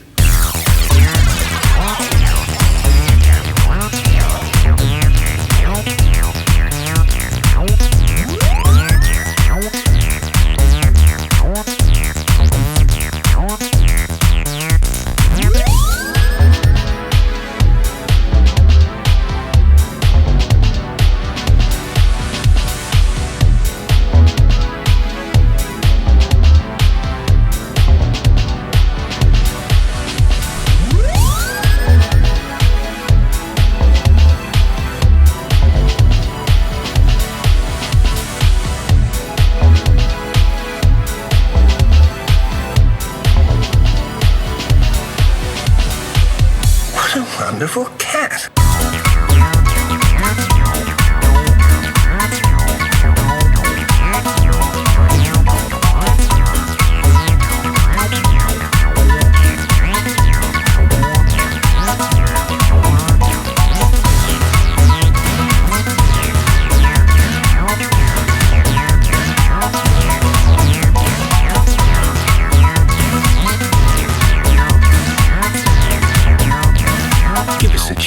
Old Joanna, will you?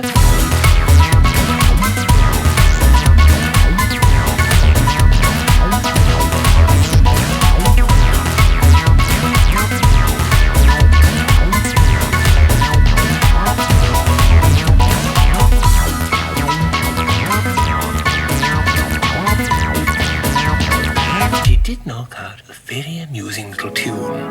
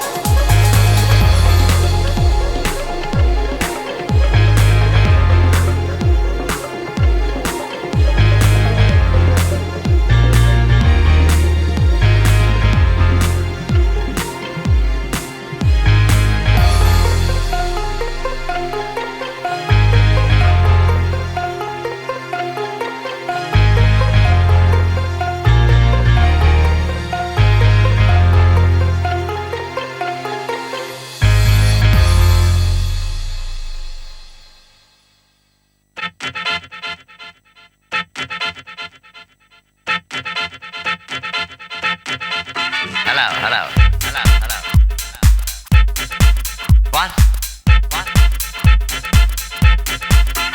Yes?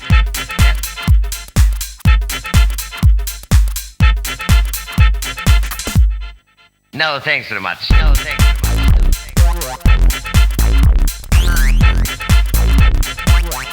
awfully good of you. But I'm much too busy today, yes. Yes, very, very busy. No.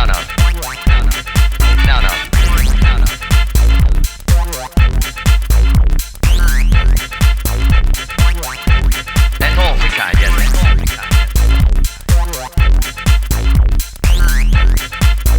Another day I'm quite so busy, yes.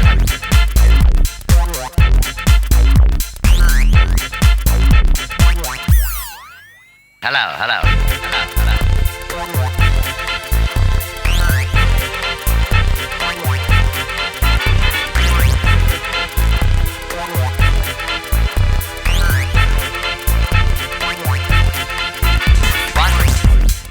Your team, Mr. Buchanan. Your team, Mr. Buchanan. Your team, Mr. Buchanan. Your team, Mr. Buchanan. Ah, that's different, bless your heart.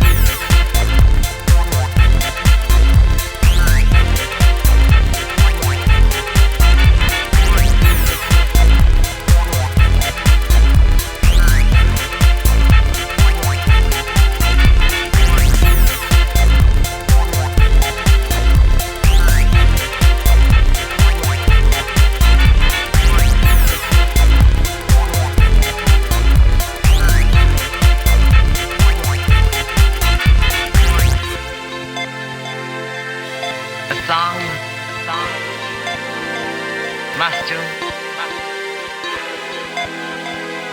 Get it out of your system. Oh no, I'm sorry, no. But I'm much too busy today. But I'm much too busy today, yes. But I'm much too busy today. But I'm much too busy today, yes.